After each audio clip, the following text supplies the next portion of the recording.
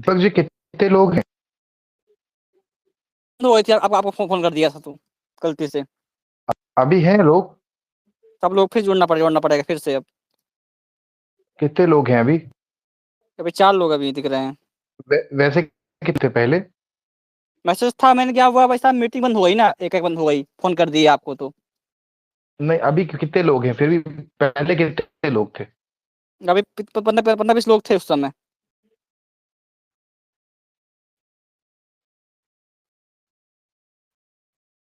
चलो, सब जुड़ जाएंगे। सब लोग जुड़ ही रहे हैं सब लोग। राजीव जी हैं, विषय आगे बढ़ाइए।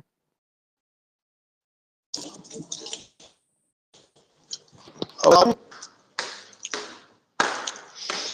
तो हम जो बात कर रहे थे उसको थोड़ा सा रिकैप कर लेता हूं मैं भी। जो अब्राहिमिक रिलीजन है, जो इस्लाम, क्रिश्चियन और यहूदी हैं, ये पुनर्जन्म को नहीं मानते। और जो हिंदू धर्म है, जिसमें कि सनातन धर्म आता है, जैन, बौद्ध और सिख मत आते हैं, ये पुनर्जन्म को मानते हैं। इस विषय पे हम बात कर रहे थे। और पाकिस्तान की मैं एक घटना के बारे में बता रहा था कि पाकिस्तान में एक प्रेमी और प्रेमिका ने आत्महत्या कर ली। और उन्होंने सुसाइड नोट में क्या लिखा भी, हम अगले जन्म में मिलेंगे। तो इस सुसाइड नोट पे पाकिस्तान की मीडिया में बहुत हो हल्ला मचा भी। पाकिस्तान का जो लोगों का मानना है, वो भी अभी भी पुनर्जन्म की अवधारणा पे खड़ा है भी। उन्होंने भी पुनर्जन्म के कंसेप्ट को भूला नहीं है, वो मानते हैं अंदर ही अंदर। जबकि इस्लाम इसका विरोध करता है, पुनर्जन्म का। एक मैंने यूट्यूब पे एक वीडियो भी देखा था। एक ये एयरक्राफ्ट था, जो वो उसमें पायलट के पास एक बच्चा खड़ा था, वो हार्डली 4-5 साल का होगा। तो उस बच्चे को फ्लाइट के ऑपरेशंस के सारे रूल रेगुलेशन पता थे। वो इतना ज्यादा बता रहा था डिटेल में कि वो पायलट भी हैरान था। अब उसको इतनी छोटी उम्र में इतनी इतनी बातें कैसे याद रहेगी भी। उसने फ्लाइट की पूरी पूरी डिटेल बता रहा था भी, ये इससे ये होगा, इससे ये होगा। अभी एक भूटान भूटान नरेश है, उनका भी एक बेटा है, वो भी ये नालंदा विश्वविद्यालय में उसको लेके आए थे। उसको अपना पुनर्जन्म याद था। वो बताता था भी, जब नालंदा विश्वविद्यालय में वह अपने पिछले जन्म में अध्यापक था, तो उसने बहुत बातें बताई नालंदा विश्वविद्यालय के बारे में। तो ऐसे ऐसे जो केस हैं वो निकलते हैं। अगर इन केसों को अधिकतर दबा दिया जाता है यहाँ पे, क्योंकि अगर ये पुनर्जन्म की अवधारणा पर काम किया जाए और इसको बढ़ाया जाए, तो सनातन हिंदू धर्म सारे विश्व में फैल सकता है। क्योंकि क्रिश्चियनिटी और इस्लाम की चूल्हे हिल जाएंगी इससे। अभी यूरोप में अगर आप देखो, मैंने बहुत कमेंट पढ़े हैं, वहां पे पिक्चरें बहुत बनने लग गई हैं पुनर्जन्म के पर आधारित। वहां पे पुनर्जन्म का कंसेप्ट और कर्म सिद्धांत की थ्योरी आम लोगों के बीच में भी एस्टेब्लिश हो गई। वहां पे बहुत कमेंट पढ़ता हूँ, वहां पे कर्म सिद्धांत की बात की जाती है भी। कर्मा कर्मा पे बैक्स इमीडिएटली, ऐसे ऐसे ऐसे कमेंट लिखे जाते हैं वहां पे। और कई लोग, एक आंकड़ा आया था भी 25% लोग अब अपनी जो अंतिम क्रिया होती है उसको, बॉडी को क्रिमेट करना चाहते हैं बजाय इसके दफनाने के। तो अगर अभी आज इसीलिए ये अपनी ऑनलाइन चर्चा रखी है। अभी हम इस पे कह सकते हैं अभी पुनर्जन्म की थ्योरी को हम आगे कैसे बढ़ा सकते हैं। और इससे एक हिंदू धर्म की एक परिभाषा भी निर्धारित किया भी। जो लोग फॉरेन में हिंदू बने, अब एक अवधारणा ये चलती है भी, जो भारत की धरती पे पैदा हुआ हिंदू है। तो अब जो फॉरेन की धरती पे जो हिंदू बन रहे हैं, इतने इनकी बहुत हिंदू बन रहे हैं लोग। ये अपना इस समाज बहुत हिंदू बन रहे हैं नए नए, तो वो तो हिंदू नहीं रहे। तो हमें इस अवधारणा पे आगे बढ़ना चाहिए भी, पुनर्जन्म और कर्म सिद्धांत की थ्योरी पे को अधिक से अधिक प्रतिपादित करनी चाहिए। ऐसे नहीं है भी और लोग नहीं मानते, हमारे जो खुद के जो सनातन धर्म है, उनको भी नहीं पता इसके बारे में। इसके अगर इस ये आप माइंड में धारणा पूरी घर कर जाए तो आपकी सारी जिंदगी बदल जाती है। जो हम सनातन आर्थिक मॉडल का भी कंसेप्ट रखते हैं आगे, वो भी इसी पे बेस्ड है भी। अगर आप पुण्य नहीं मानते तो आप कंजम्पशन पे ज्यादा ध्यान दोगे, कंजम्पशन का फोकस रहेगा आपका, आपके माइंड में ये रहेगा भी एक ही जन्म है, बार बार इसको कंज्यूम कर लो। तो कंजम्पशन से सारी प्रकृति भी नष्ट होती है, सारी व्यवस्था भी इस पे निर्भर रहती है। अगर आप मतलब एंजॉय पे रखोगे फोकस तो आपका परिवार भी नहीं बच सकता। आप अगर कोई और लड़की से शादी शादी कर ले या और मिल जाए, अच्छा मिल जाए, सारा दिन अच्छे की तलाश रहती है। बस मैं इतना ही कहना चाहूंगा, बाकी दीप जी आगे बताएंगे आपको। दीप शैलेंद्र जी ने भैया, कई लेख लिखे हैं। जी भाई शैलेंद्र साहब। भैया, जी जी। राजीव भैया। हाँ जी, हेलो। हाँ जी, हाँ जी, आवाज आ रही है, पूरी आपको साफ है। बहुत बढ़िया, बहुत बढ़िया, बहुत अच्छे से भाई साहब विषय रखा आपने। आप बहुत से विषयों के बहुत अच्छी जानकारी से कि वही सुनना होती है। जी हैं, बहुत अच्छे मनीष भैया हैं, एसपी तिवारी हैं, दीपक स्वयं बहुत अच्छे लेखक हैं इन विषयों के। अरुण मिश्र बहुत बढ़िया लिखते हैं जी आजकल मेरा तो। से। हाँ, ये दीपक जी बहुत अच्छी फसल है। आप भगवान की बनी रहे, ऐसे ही हमेशा ये सेवा करते रहें। ये आवाज आज कट रही इतना है अच्छा। आपकी थोड़ी थोड़ी। जी, अभी आवाज आ रही है क्या भाई साहब? अभी आवाज आ रही है? आवाज तो आ रही है, बीच हेलो। बीच में कटती है। अच्छा, वो नेटवर्क का इशू आ रहा है भाई साहब। आप आगे पीछे देखिए हो क्या जाओ है। थोड़ा सा। हाँ हाँ, मैं छत पे आ जाता हूँ।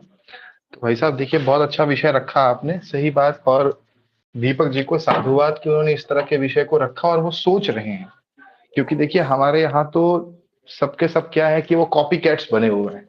जो विषय ऑलरेडी, सही बात तो ये है कि यदि आपको सनातन धर्म को पूरी दुनिया भर में यदि आपको स्थापित करना है, तो इससे बेहतर और इससे उत्तम विकल्प कोई हो नहीं सकता।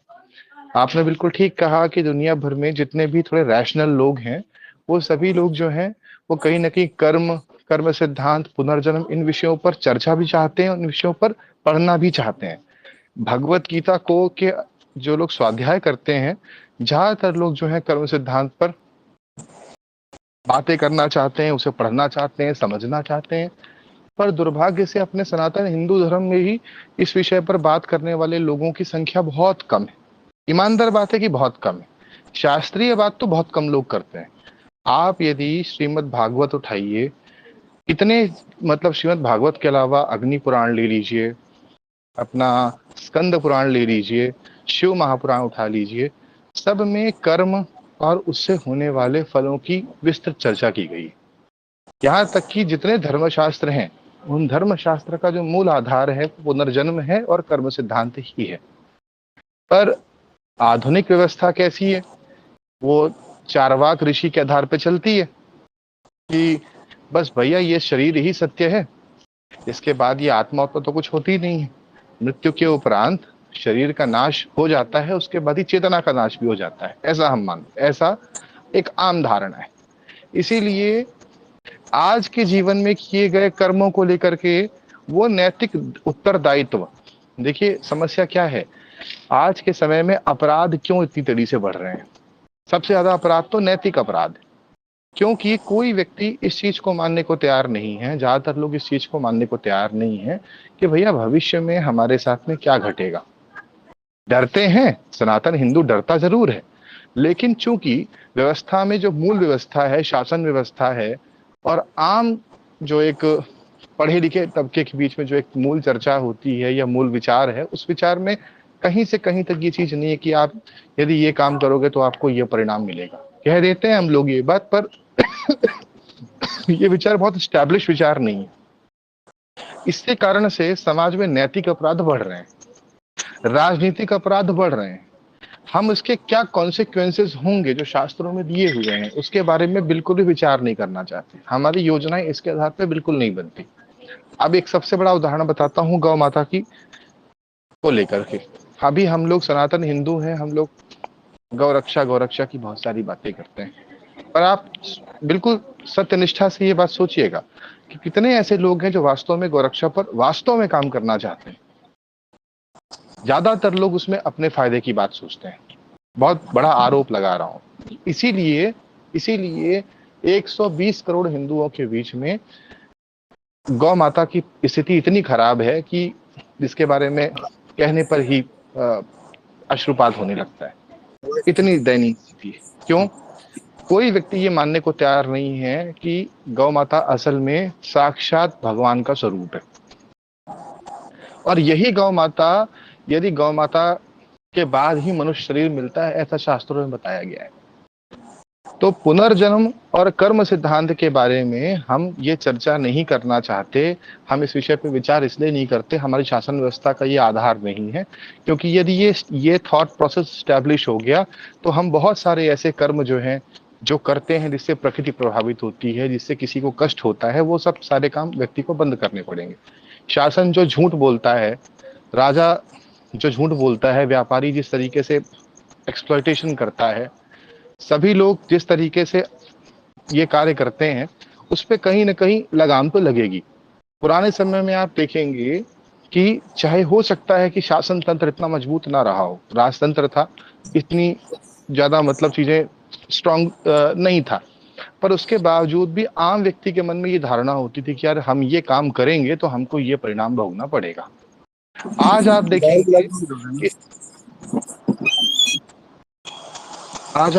कि ये स्थिति सर्वथा एकदम विपरीत है। दुनिया भर के जो इंटेलेक्चुअल्स हैं वो इस विषय को मानते जरूर हैं, लेकिन इसके पीछे जो इसका परिणाम होता है, पुनर्जन्म क्यों भाई मनुष्य हो, 84 लाख योनियों की बात हमारे यहाँ की गई है। आप देखिए कि कथावाचकों के अलावा या धार्मिक लोगों के अलावा ये चर्चा कहीं पे नहीं होती। यदि आप भ्रष्टाचार करते हैं तो उसके क्या परिणाम होंगे, क्या इसके बारे में हमारे यहाँ गहराई से विचार होता है? क्या इस विषय पर कोई चर्चा होती है? नहीं होती है। क्यों नहीं होती है? क्योंकि सभी लोग एक तरह का स्वांग रचते हैं।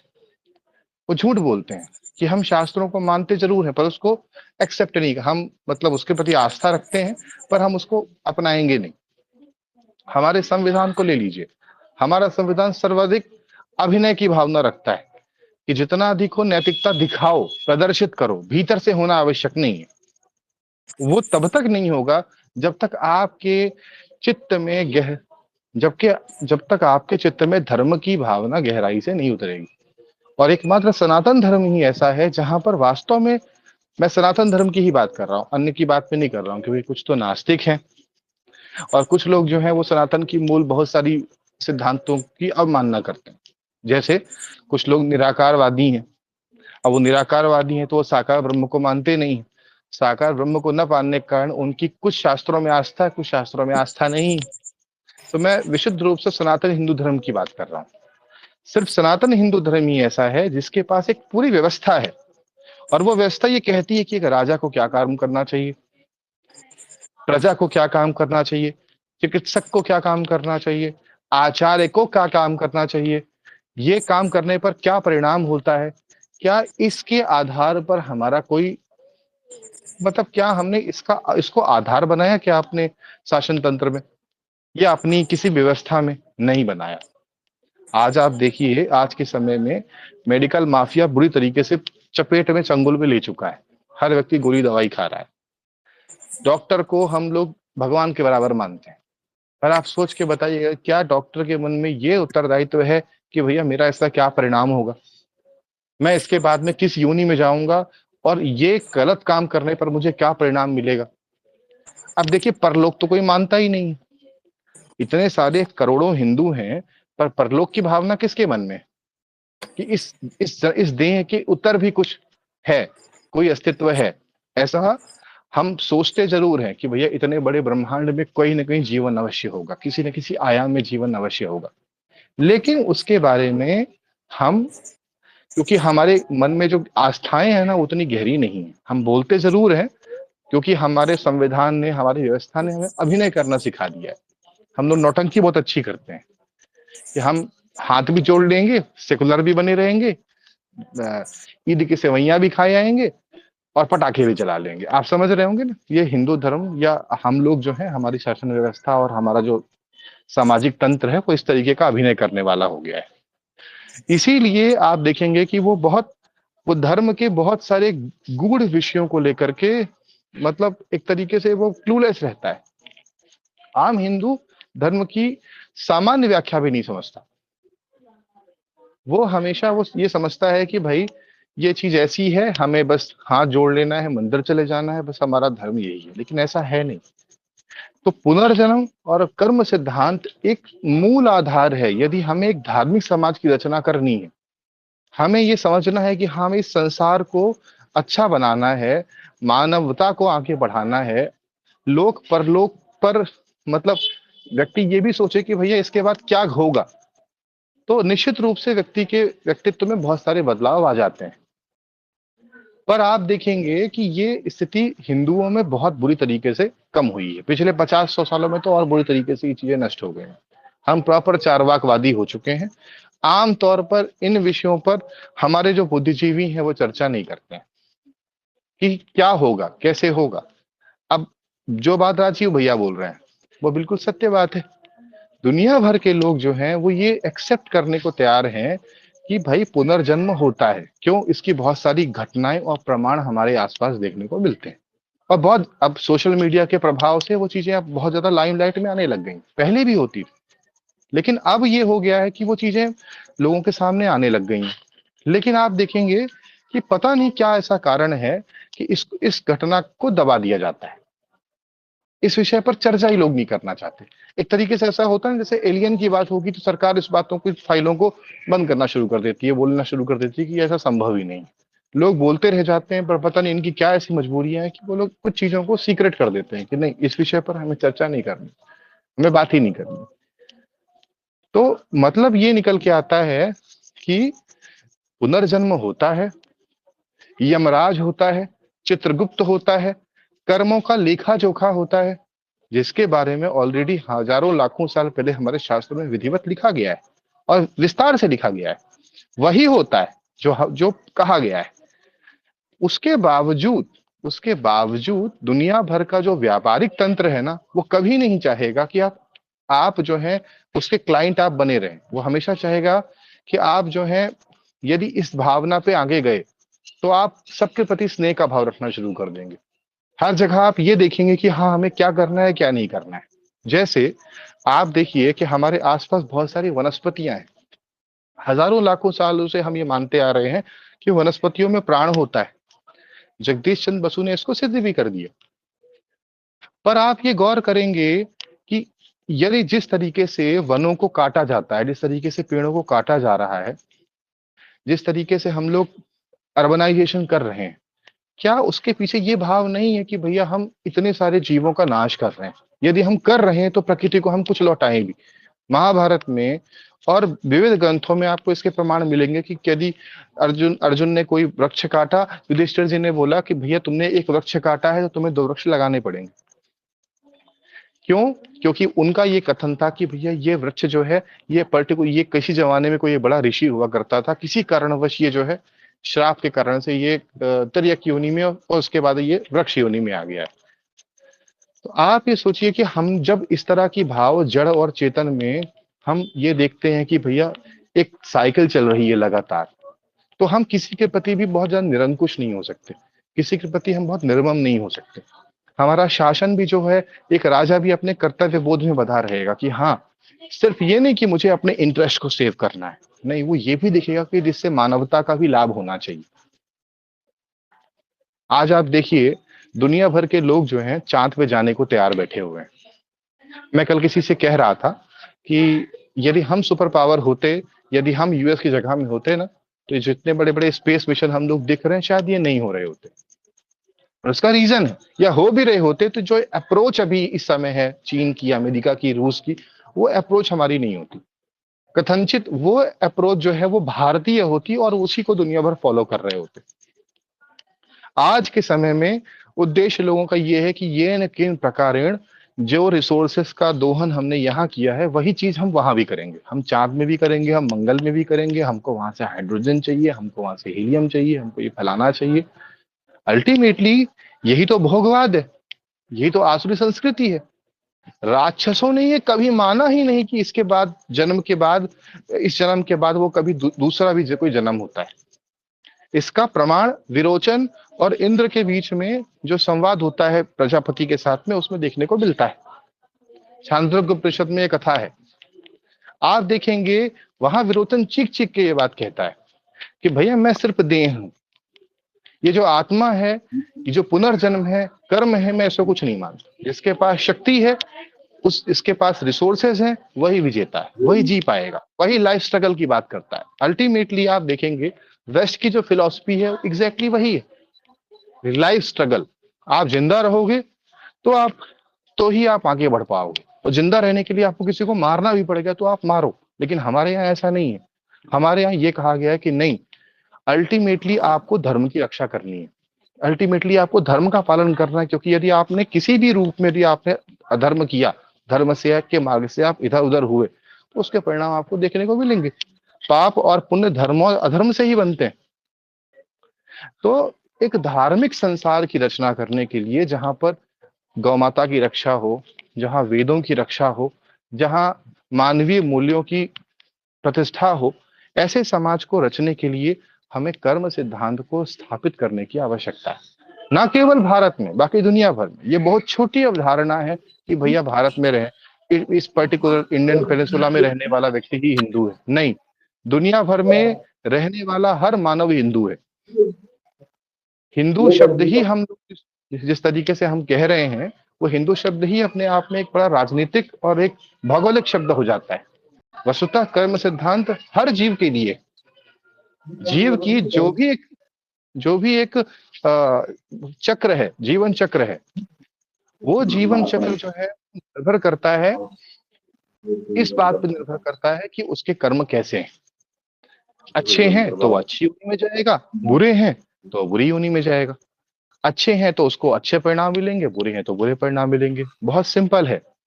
लेकिन ये जितना आसान है उतना ही गहरा भी है। इसीलिए पुराणों ने, धर्मशास्त्रों ने इसकी गंभीरता से चर्चा की। मनुस्मृति हो गई, आपस्तंभ स्मृति हो गई, याज्ञवल्क्य स्मृति हो गई, इन सब का आधार कर्म सिद्धांत ही है। कर्तव्य अकर्तव्य विवेक है जो वास्तव में। और देखिए आज के समय में गाली किसको पड़ती है? मनुस्मृतियों को गाली पड़ रही है, मनुवादियों को गाली पड़ रही है। क्यों पड़ रही है? क्योंकि वो बोलते नहीं हम सब इक्वल कर देंगे, हम धरती पठार समुद्र सब एक कर देंगे, सब हम वो कर देंगे। सत्य बात तो ये है कि जिसके हाथ में सत्ता होती है, यदि वो धर्म की मूल भावना से अलग है तो वो उसका दुरुपयोग करता है। ऐसा कई लोगों ने पहले किया भी। इस आधार पर आपने वेदों की मूल धारा से आप अलग हुए और आपने लोगों को बोला कि भैया ये ऊपर ये नीचे, बिना मूल भावना को समझाए, व्यक्त किए बगैर। इसका नुकसान आप देखिए कि हिंदू समाज खंड खंड हो गया। दुनिया के हर कोने में 5000 साल पहले हिंदू धर्म था, हर कोने में। पर आप देखिए ऐसे वो संकीर्ण हुआ, ऐसे खत्म हुआ कि आज भारतवर्ष में ही स्थिति हिंदुओं की बहुत खराब है।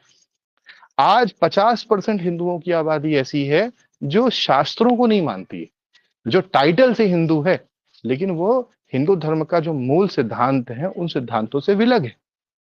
आप क्या कहेंगे आप इसको? तो हम तो धीरे धीरे संकीर्ण, धीरे धीरे छोटे हो रहे हैं। और बहुत सारी संस्थाएं ऐसी हैं, बहुत सारे ऐसे संप्रदाय पैदा हुए जो कि अंदर घुन की तरह हमें चाट रहे हैं। शाश्वत धर्म जो होता है वो कभी बदलेगा नहीं, ये सब जानते हैं। पर उसके बावजूद हम एक तरीके से प्रकृति के धर्म को दबाने में लगे हुए हैं कि हमारे जो अपने इंटरेस्ट हैं, जो हमारा भौतिकवाद है, अल्टीमेटली भौतिकवाद ही मैं उसको कहूंगा। किसी व्यक्ति को 4 शादियां करनी है और यदि वो जानता है कि उसके पूर्वज हिंदू थे, वो बोलेगा कि भैया हिंदू बन जाने पे बड़ा नुकसान है, हमें जो यहाँ पर इंजॉयमेंट मिल रहा है, हमें वहां जाते ही हमें बहुत सारे नियम कायदों का फॉलो करना पड़ेगा। ऐसा लोग कहते हैं, ऐसा लोग मानते हैं। कई लोगों ने मुझसे खुद भी कहा कि वो जानते हैं कि उनके संप्रदाय की कमियां क्या हैं, उनके पंथ की कमियां क्या हैं, लेकिन वहां उनको बहुत सारी चीजों में बहुत सारे फायदे मिलते हैं। लेकिन हमारे यहाँ आप देखेंगे, चूंकि धर्म की इतनी विस्तृत व्याख्या है और सबके विषय पे कर्तव्य अकर्तव्य के बारे में आम तौर पे मतलब एक जो हमारा सिस्टम बना हुआ है, एक धार्मिक सिस्टम बना हुआ है, वहां वो ये बातें विहित है कि आपको ये काम करना है। आप गौ माता को मारोगे तो ये अपराध है, आप किसी व्यक्ति से झूठ बोलोगे तो ये अपराध है। आम व्यक्ति जानता है कि झूठ बोलना अपराध है, सत्य बोलना पुण्य है, सत्य धर्म है, असत्य जो है, मिथ्या भाषण जो है वो अधर्म है। किसी को आप बीट कर रहे हो, ये अधर्म है। लेकिन इसका हम कोई नॉनसेंस जस्टिफिकेशन नहीं करते हैं। ये क्लियर है कि भैया चाहे आप भगवान राम ही क्यों ना हो, यदि आपने कोई कर्म किया है तो उसका प्रतिसाद आपको मिलेगा। आप सोचिए, इसके बावजूद इतनी स्पिरिचुअलिटी की बात होती है, दुनिया भर में बड़े बड़े स्पिरिचुअल सेशंस होते हैं। सोच के बताइए कि हम सब क्या इस बारे में बात करते हैं कि भैया यदि आप पुनर्जन्म और कर्म सिद्धांत को मानते हो तो आपको सनातन सिद्धांतों को भी मानना चाहिए। जब तक आप सनातन सिद्धांतों को नहीं मानेंगे तब तक आप ठीक तरीके से कभी भी अपने कर्म को नहीं कर पाएंगे। हमेशा उस कर्म में कोई ना कोई व्यतिक्रम होगा, जो कि हो भी रहा है। हम जिस व्यवस्था की बात कर रहे हैं, आप ये सोच के देखिए, जिस भी व्यक्ति ने टेलीफोन का आविष्कार किया, क्या, बहुत एक गहरी बात कह रहा हूं, क्या उसके मन में ये भाव था कि इसका प्रकृति पर क्या प्रभाव पड़ेगा? निश्चित रूप से ये एक बहुत चमत्कारिक एक खोज रही होगी। पर यदि ये कोई हिंदू मानस कर रहा होता ना, हिंदू मानस का व्यक्तित्व यदि ये कार्य कर रहा होता तो जरूर वो ये बात सोच रहा होता कि इसके प्रॉस और कॉन्स क्या होंगे। ये आप कहीं इसके आपको जितने भी खोजें भारत के मस्तिष्क से हुई हैं, उसका दुनिया भर में नुकसान नहीं हुआ है। लेकिन पश्चिमी मानसिकता या पश्चिमी विचारों के साथ जो व्यक्ति आगे बढ़ा है, उसने इसको एक स्ट्रेटेजिक एसेट बना लिया। सभी चीजें उन्होंने उसका प्रयोग किया अपने शासन के विस्तार में, अपने विचारों को बढ़ाने में, अपने पंथ के विस्तार में। यही काम इस्लाम भी करता है, यही काम ईसाई भी करते हैं, यही काम दुनिया भर के जो अन्य गैर सनातनी लोग हैं वो यही काम करते हैं, क्योंकि उनके लिए शक्ति सबसे महत्वपूर्ण है। उनके लिए ये महत्वपूर्ण नहीं कि उनके साथ में क्या होगा क्या नहीं होगा। धर्म और अधर्म की बड़ी छिछली परिभाषाएं हैं उनकी, लेकिन जब आप कर्म सिद्धांत पे आते हो तो उसके बारे में बड़ा सविस्तार तरीके से हिंदू धर्म आपको बताता है। इसीलिए उत्तम ये है कि हम सभी अपने जीवन में इन चीजों को उतारें। जब हम सही होंगे, जब हम इन चीजों का पालन करेंगे तो उसका प्रभाव अपने आप समाज पे देखने को मिलता है। प्रयास यही होना चाहिए कि इस विषय पर कि किसी चीज का क्या परिणाम होता है, इस चीज के बारे में हम सभी लोग विचार अवश्य करें। मैं एक छोटा सा उदाहरण देता हूँ। अभी कुछ दिनों पहले दीपावली थी, दीपावली हुई और दीपावली में लोगों ने बहुत सारे पटाखे फोड़े। अच्छा, मेरी बातों से आप कोई ऑफेंड मत होइएगा, बुरा नहीं मानिएगा, मेरा अपना निजी विचार है, ठीक है। अब जो व्यक्ति दिल्ली में रहता है वो ये जानता है कि वहां की एयर क्वालिटी कितनी खराब है, बहुत ही खराब है।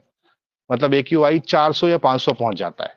ऐसी स्थिति में कितने ऐसे लोग हैं जो पल पल मर रहे हैं, उनका लाइफ स्पैन कम हो रहा है। और तो छोड़िए ये बात, इसके बजाय हमारे शास्त्रों में क्षिति जल पावक गगन समीरा पंच रचित अति अधम शरीरा, ये 5 तत्व है जिससे शरीर की उत्पत्ति होती है। इन 5 में से एक तत्व है वायु, एक तत्व है जल। अपने आसपास उठा के देख लिए, श्री यमुना जी का जल देख लीजिए कितना अशुद्ध है। अशुद्ध कौन कर रहा है? हम कर रहे हैं। क्या हमारे भीतर में ये भाव नहीं है? सर, हम तो किसी सरकार केजरीवाल को गाली दे देंगे, हम रेखा गुप्ता को गाली दे देंगे, हम किसी और सरकार को गाली दे देंगे। आमतौर पर मनुष्य ये नहीं समझता कि वो यमुना जी वो सिर्फ जल नहीं है, वो माता यमुना है, साक्षात भगवान की पटरानी है। हम ये सब बात जानते हैं, लेकिन वास्तव में उसके प्रति हम एक दिखावे की आस्था का पालन करते हैं। हमारे मन में ये पीड़ा नहीं है, वो पीड़ा है भी तो उसका कोई बहुत मतलब नहीं है, हम वो दिखावा करते हैं खुद के साथ में। ये वायु है, यहाँ की वायु वास्तव में, इस वायु, ये पवन देव है। 49 तरह की वायु बताई गई है वेदों में, उनमें से एक वायु है जो प्राण वायु। यही प्राण वायु हम दूषित करते हैं और हम ये कहते हैं कि भैया ये लोग करते हैं तो हम भी करेंगे। अरे जब वो लोग करते हैं तब आप चुप क्यों हो जाते हो? तब भी आपको बोलना चाहिए ना, इतनी मुखरता से आप यहाँ अभी बोल रहे हो। सही बात ये है कि हम इस विषय को सोचना ही भूल गए हैं कि धर्म का क्षेत्र बहुत गहरा है। सनातन धर्म समाप्त इसलिए नहीं होता है क्योंकि सनातन धर्म में हमेशा ऐसे लोग रहे हैं जो एक सार्वभौमिक धर्म की बात करते हैं, जो कि बहुत जरूरी है, बहुत जरूरी है। यदि आपको सनातन मान बिंदुओं की रक्षा करनी है तो आपको हिंदुओं को बचाना होगा, हिंदुओं की आस्था को बचाना होगा, और हिंदुओं को भी ये सोचना होगा कि वास्तव में हम क्या अपने धर्म के साथ न्याय कर रहे हैं या नहीं कर रहे हैं। यदि आप अपने धर्म की रक्षा करेंगे तो वही रक्षित किया हुआ धर्म आपकी भी रक्षा करेगा। खैर, मैं बहुत लंबा बोल गया, मेरे पास भी बहुत अच्छा विषय था नहीं इस विषय पर, जो मेरी अपने निजी विचार थे वो मैंने आपके सामने व्यक्त किए। Deepak ji, over to you.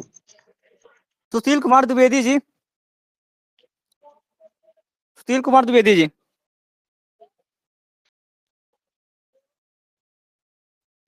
Sushil Kumar ji.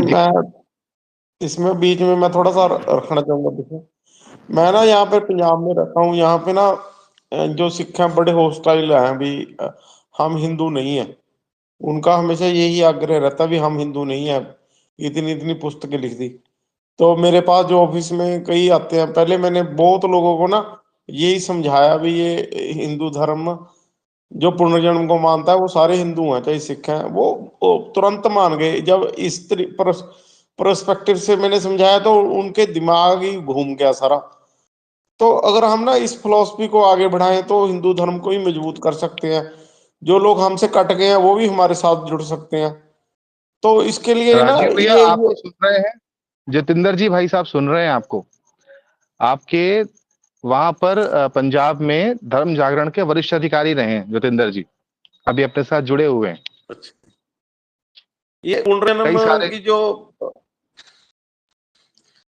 पुनर्जन्म की जो परिभाषा है ना वो सारे जो अपने भारत के मत पंथ संप्रदाय उनको उनमें एकता पैदा करती है। क्योंकि ये सारे मानते हैं और हमारे चेतन मन में भी है पुनर्जन्म की धारणा।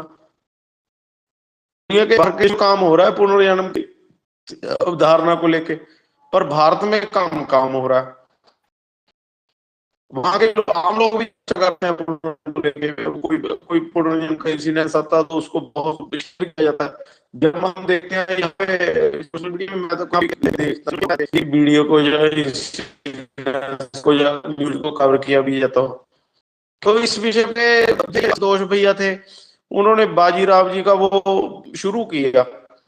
तो आप देखो इस बार बाजीराव जी का जो मतलब के जन्मदिन था वो बड़ा धूमधाम से मनाया गया। अलग हनुमान चालीसा था हमारे नगर में, सामूहिक हनुमान चालीसा।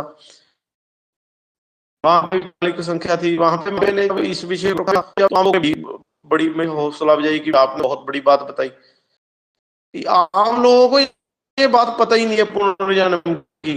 अगर आप ना तो समझ नहीं आएगा। अगर आप ऐसे लोग भी इस्लाम क्रिश्चियनिटी और मानते इस पुनर्जन्म को तो उनको पता लग करेगा नहीं। उनके मन में ये है भी ये सारे धर्म एक ही हैं।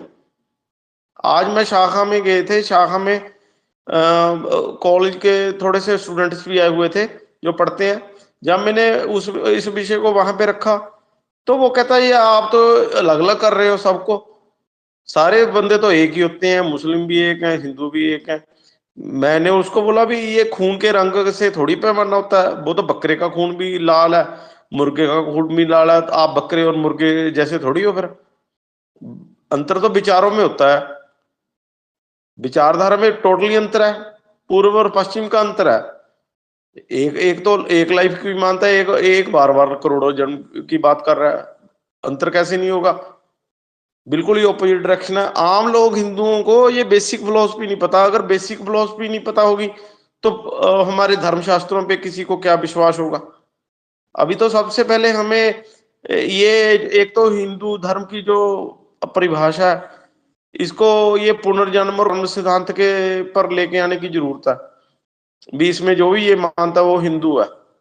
इससे क्या होगा ये हमें आम लोगों को पता ही नहीं लगता।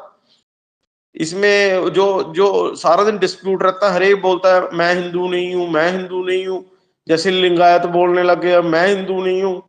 ये हरियाणा के जाट बोलने लग गए अब बहुत ज्यादा। तो वो तो हिंदू की डेफिनेशन अगर हम ऐसे ही रखेंगे भी पुनर्जन्म को मानता है तो हमारे पक्ष में ही रहेगा। ये बात हमने एक भौगोलिक ये बना दी परिभाषा। अब हिंदुस्तान की बाउंड्री तो बदलती रहती है। पहले अफगानिस्तान भी हमारे में था, पाकिस्तान भी हमारे में था। अब जो पाकिस्तान के लोग हैं वो हिंदू हैं या नहीं है, अगर हम भौगोलिक डेफिनेशन भी रहे। या बांग्लादेश के लोग हिंदू, फिर तो बांग्लादेश के लोग भी हिंदू हिंदू बन गए सारे। तो हमें जो हिंदू धर्म की परिभाषा है इस पे भी काम करने की जरूरत है, वो भी पुनर्जन्म और कर्म सिद्धांत पे रखनी चाहिए।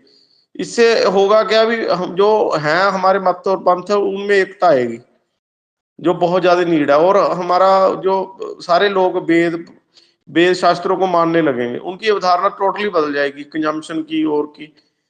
तो मैं चाहता हूं भी जो हमारे लोग हैं वो अधिक से अधिक जो कोई अगर ऐसा ऐसा कोई इंसिडेंस होता है, कोई घटना होती है, उसको इग्नोर मत किया करो, उसको शेयर करो फेसबुक पे, अपना अपना चर्चा करो, लोगों में चर्चा करो, आम लोगों में चर्चा करो, उसको इसकी अवधारणा को सेट करो। जैसे आप शाखा में जाते हो, शाखा में चर्चा करो।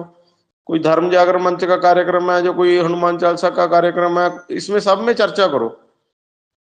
हमारा जो सनातन आर्थिक मॉडल है वो भी इसी अवधारणा से निकला है। जो पश्चिम की ये कैपिटलिस्ट मॉडल है और कम्युनिज्म का मॉडल है, वो ये वन लाइफ थ्योरी से निकला है, जो इब्राहिम कर्लिजनों की थ्योरी है, जो आफ्टर लाइफ नहीं मानते, पुनर्जन्म को नहीं मानते। ये सारे का सारा तंत्र ही इस अवधारणा पे खड़ा है।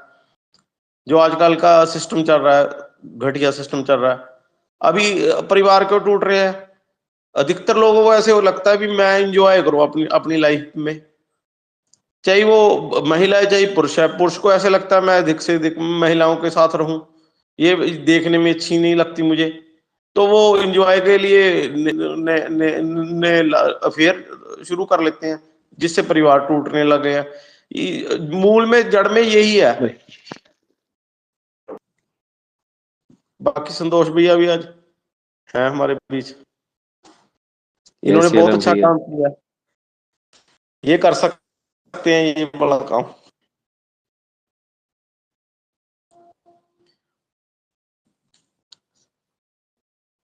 बस मैंने इतना ही कहना था। सुशील कुमार द्विवेदी जी, सुशील कुमार द्विवेदी जी, सुशील कुमार द्विवेदी जी। आप मुझे सुन पा रहे हैं? जी जी सुन पा रहा हूँ आपको। आप विषय रखिए, आप आगे पढ़ाइए। ज्यादा बातें तो नहीं सुन पाया, बीच में हमारे कॉल आते रह गए, तो मैं ज्यादा जो है विचारों से अवगत नहीं हो पाया। हाँ, रही बात जहाँ पुनर्जन्म के बात की बात है, तो सबसे पहले तो हम यही कहेंगे कि इसमें ये पुनर्जन्म कोई तर्क और कोई प्रामाणिकता का विषय नहीं है, जो है वो है। इसके सत्य से अगर चाहे पाश्चात्य विज्ञान कहे कि जो है आपका इस्लाम दर्शन कहे, या कि अदरवाइज कोई भी विज्ञान कहे, आज का विज्ञान कहे, आज की आधुनिकता कहे, उससे बात झूठी नहीं हो जाती है। अल्लाह किसी को इस बात के लिए, सिद्धांत के लिए, पुनर्जन्म के सिद्धांत के लिए ना तो किसी की प्रामाणिकता की जरूरत है। हाँ, एक बात जो हमारे विद्वान मित्रों ने कहा, जो है बहुत से उदाहरण दिए, उदाहरणों का हवाला दिया, तो मैं तो यहाँ केवल यही कहूँगा कि जो हमारा ज्ञान दर्शन है, जो हमारे देश का ज्ञान दर्शन है, हमारे भारत देश को देवभूमि कहा जाता है, और हमारे जो है देश की मिट्टी में ही ज्ञान समाहित है। कहीं की मिट्टी ज्ञान उगलती है, कहीं की मिट्टी प्रेम उगलती है, कहीं की मिट्टी जो है बलिदान उगलती है। ये हमारे भारत भूमि के कण कण का एक वैज्ञानिक प्रभाव है।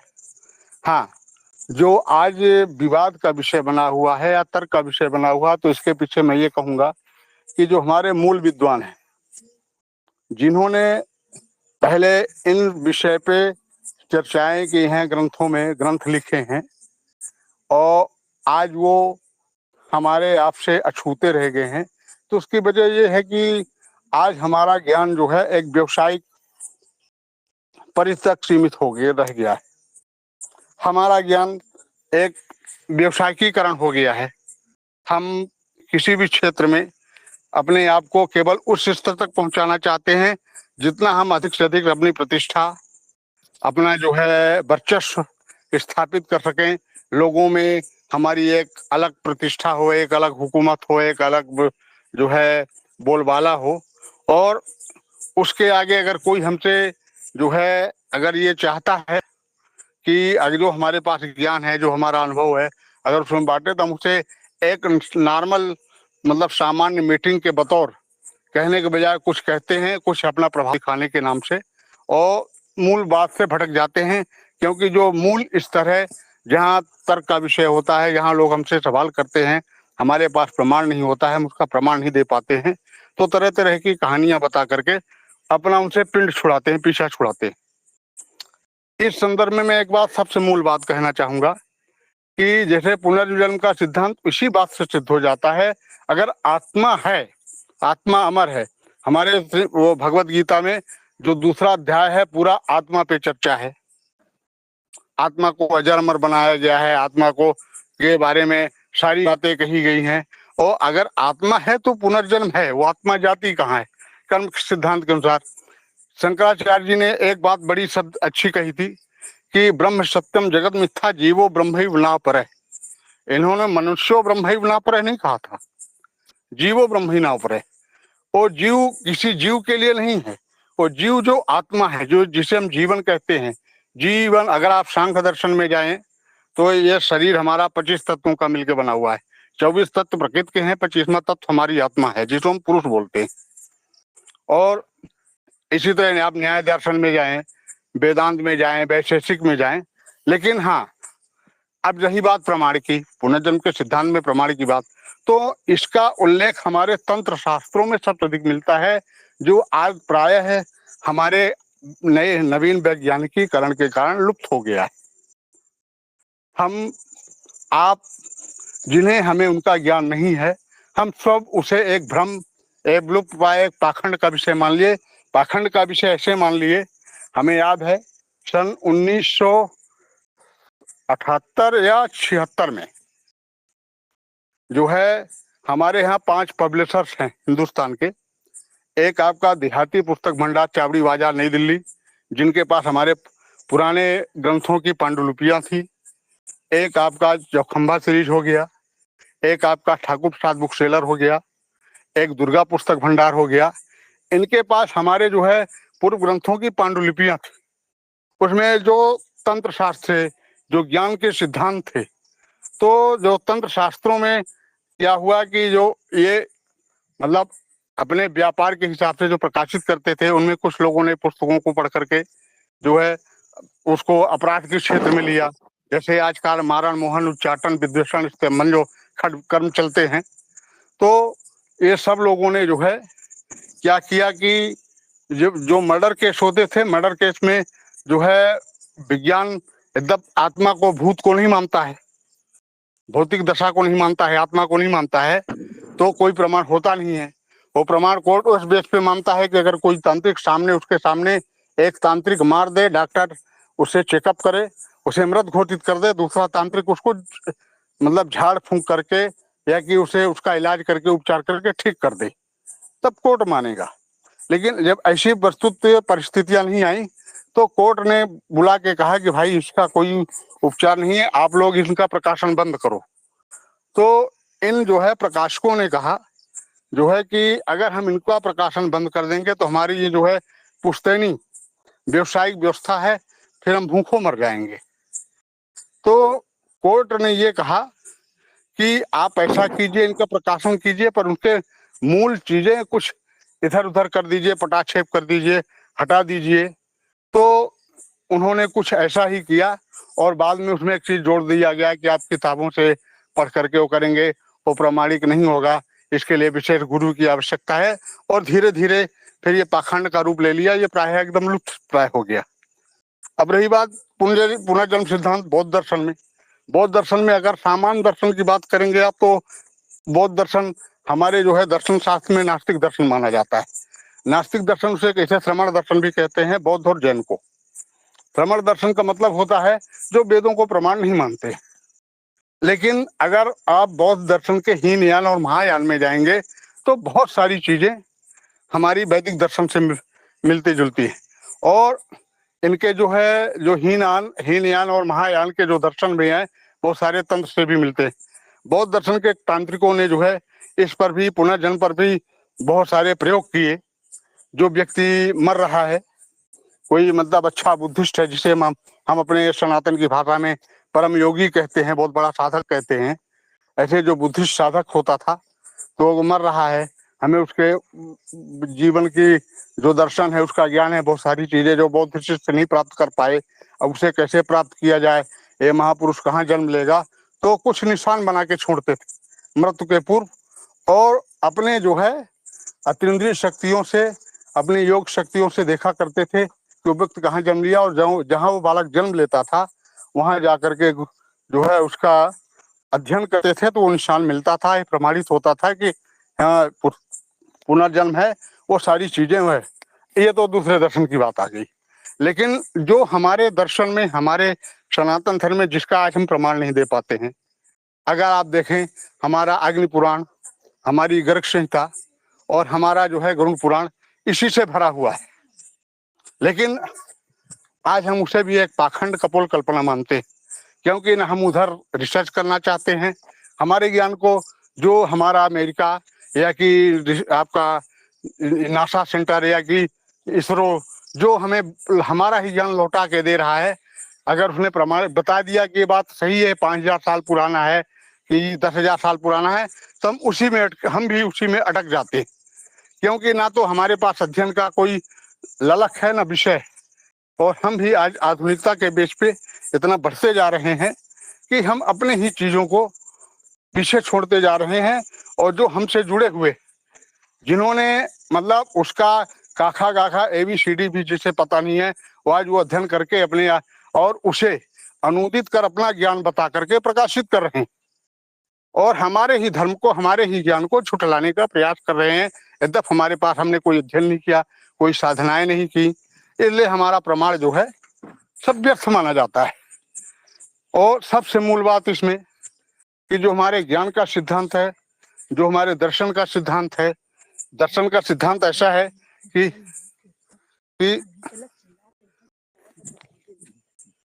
जो दर्शन का सिद्धांत है, दर्शन का सिद्धांत ये कहता है कि पहले हमारे यहाँ ये माना जाता था, ये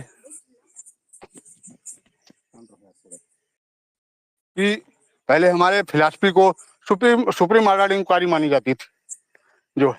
लेकिन ये हुआ, ये माना जाता था कि हमारे जो दार्शनिक है, जो हमारे साधु संत है, जो हमारे बैरागी हैं, विरक्त लोग हैं जो है, जिन्होंने ईश्वर से परमगत प्राप्त कर ली है, जो मोक्ष के समीप पहुंच गए हैं या कि परमगत के समीप पहुंच गए हैं, तो उन्हें जो है वो समाज से कट जाते थे। तो ये हुआ कि भाई जब उनके ज्ञान का समाज को फायदा नहीं, तो काहे के ज्ञानी, काहे के ब्रह्मज्ञानी, काहे के साधक, काहे के योगी, जब वो समाज को कुछ नहीं दे सकते।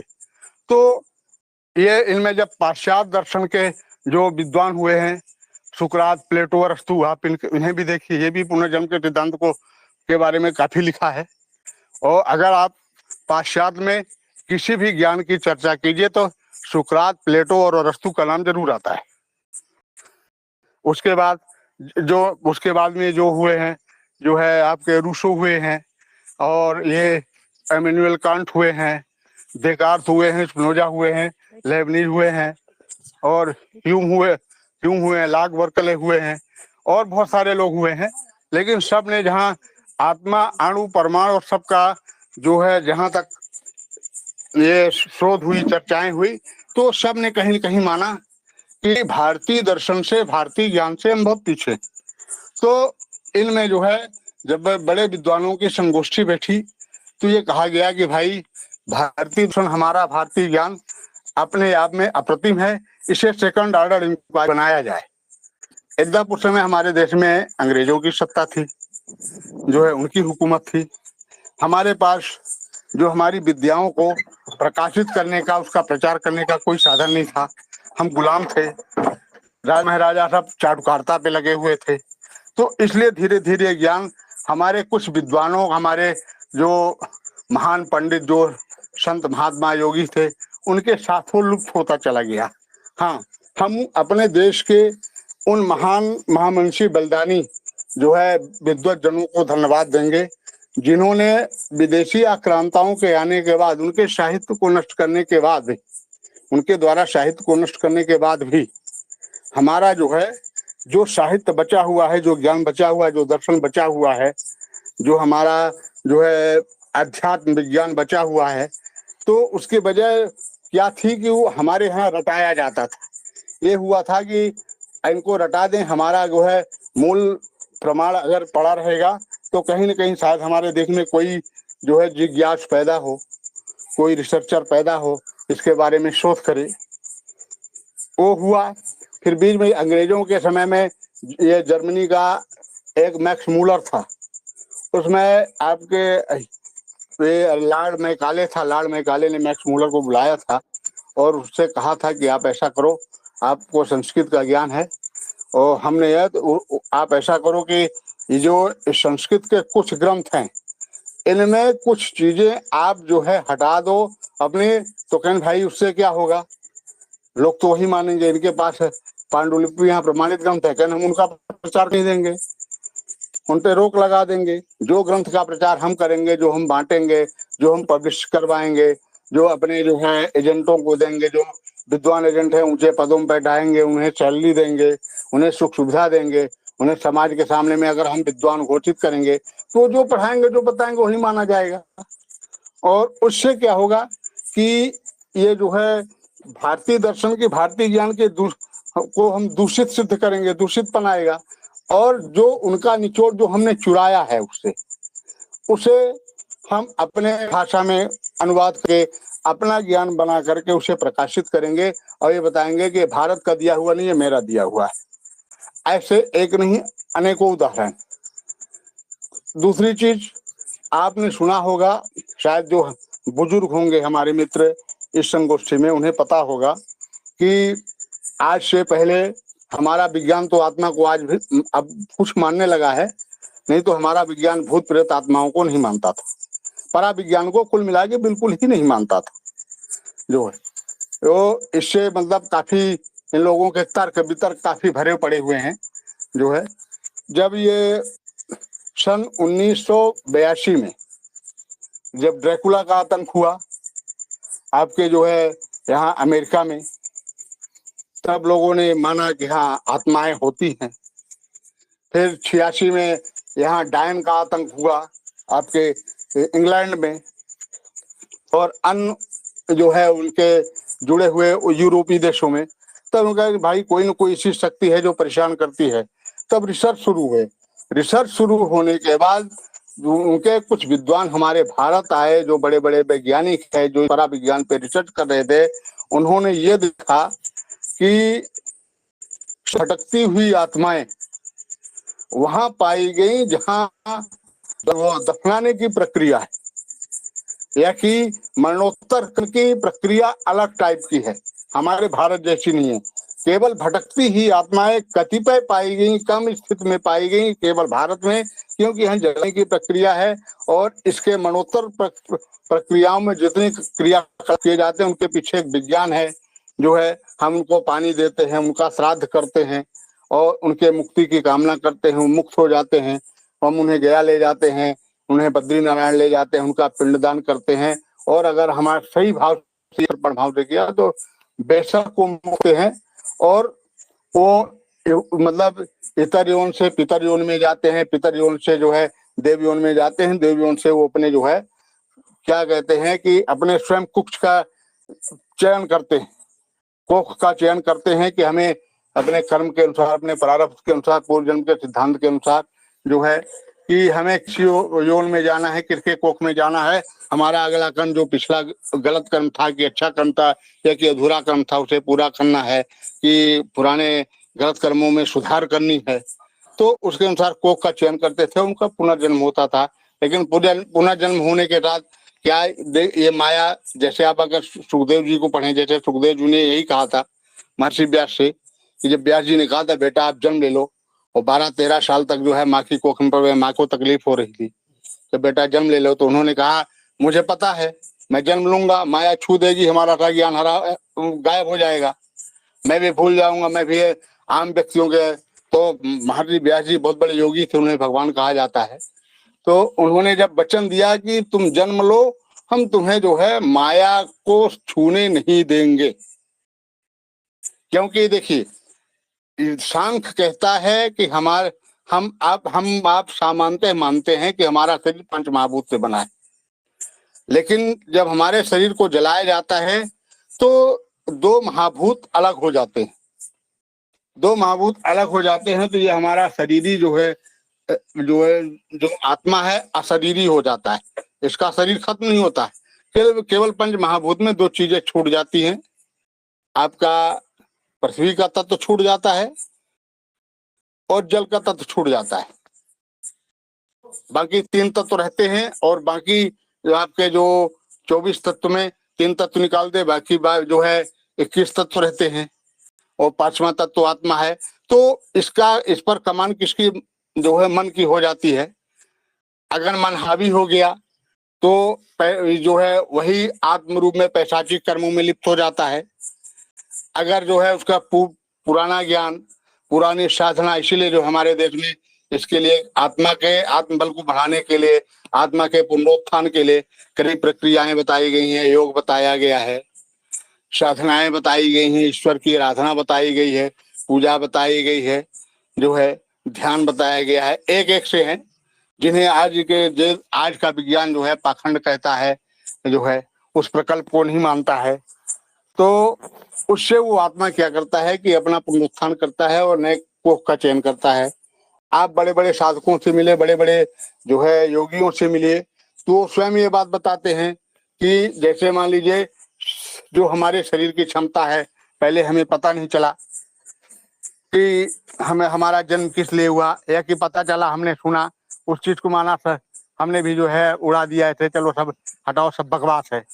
जो है जैसे आप चारबाग कहता है, जो है इस्लाम दर्शन कहता है, इस्लाम दर्शन तो बिल्कुल ही पुनर्जन्म को नहीं मानता है, जबकि जैन भी मानता है, बौद्ध भी मानता है। क्राइस्ट और इस्लाम, क्राइस्ट थोड़ा आत्म को मानता है, लेकिन ये पुनर्जन्म को पर वो कहता है कि इसके लिए मतलब हमारे पास इस तर्क के लिए कोई प्रमाण नहीं है, इसलिए मैं उसे प्रमाणित नहीं कर सकता हूँ। लेकिन इस्लाम बिल्कुल नहीं मानता है, वो कहता है ये जीवन मिला है, जो करना है इसी जन्म में कर लो, अगला ये जीवन मिलना नहीं है। इसीलिए जो पापा विचार अपना जो है इस शारीरिक पंच महाभूत के शारीरिक सुख के लिए सारे कर्म करता है। लेकिन जो हमारा सनातन पंथी है, अगर उसे समय में अच्छा गुरु मिल गया, अच्छा योगी मिल गया, अच्छा ज्ञानी मिल गया, अच्छा दार्शनिक मिल गया, अच्छा साधक मिल गया, और अगर उसे एहसास दिला दिया गया, तब उसे एहसास होता है कि अरे मेरा इतना जन्म मतलब जीवन का इतने अध्याय व्यर्थ चले गए। तब जब वो साधना करता है, उत्कट साधना करता है, तब तक उसका शरीर शिथिल हो जाता है, शरीर में वो क्षमता नहीं रह जाती, वो ताकत नहीं रह जाती। तो उस साधना को पूरा करने के लिए, उस चीज को पाने के लिए, अपने आत्मा की आयु बढ़ाने के लिए, अपने आत्मा के जो है ये कहना चाहिए कि आध्यात्मिक पावर को बढ़ाने के लिए जो है, और अपने आत्मा को देव रूप बनाने के लिए, दिव्यात्मा बनाने के लिए जो है वो साधना करना चाहता है। तो वो उसके लिए क्या करता है, अंत में कि ऐसे साधना में चला जाता है ताकि वो मृत्यु के पूर्व जब उस शरीर को छोड़े, जब उसे लगने लगे कि ये हमारा शरीर जो है अब हमारे जो है साधना में साथ नहीं दे पाएगा, काफी कमजोर हो चुका है, जीर्ण शीर्ण हो चुका है, तो वो ऐसे कुछ का निर्माण करता है, चयन करता है जिसके संस्कार कुछ उसके अनुकूल हों, जो भविष्य में, जिसलिए उसे भी पता है कि जन्म लेते ही माया उसे स्पर्श कर लेगी और उसे याद नहीं रहेगा। लेकिन जब पूर्व जन्म के जो संस्कार है, जो आत्मबल है, जैसे उसकी धीरे धीरे उम्र के अनुसार चेतना पे आएगा, तो उसकी बातें जो है याद आएंगी धीरे धीरे, स्वप्न के माध्यम से, आभास के माध्यम से, जो है कहीं कहीं भ्रम के माध्यम से, जिसे आदमी आजकल भ्रम समझता है। तो धीरे धीरे अगर माँ बाप के संस्कार अच्छे हुए, जहाँ वो जन्म ले रहा है, जिसको कोख का उसने चयन किया है, तो आगे अगले जन्म में भी वो अपने कार्य को, पूर्व जन्म के कार्य को बढ़ा सकता है। और इसी परिप्रेक्ष्य में हमारे ही ये, चाहे कह लीजिए, ज्ञानी कह लीजिए, विद्वान कह लीजिए, पर काया प्रवेश,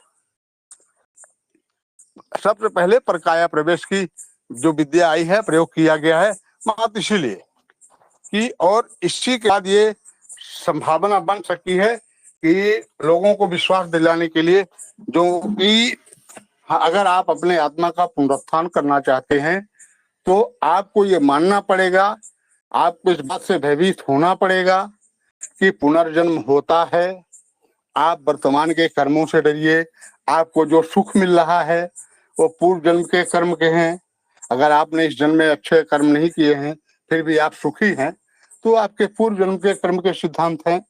और जो वर्तमान के कर्म हैं वो अगले जन्म के कर्म पे हावी होंगे और उससे आपका जो है उत्थान और पतन निश्चित किया जाएगा। मैं एक दिन बैठा था दिल्ली में, इसी बात पे बहस हुई।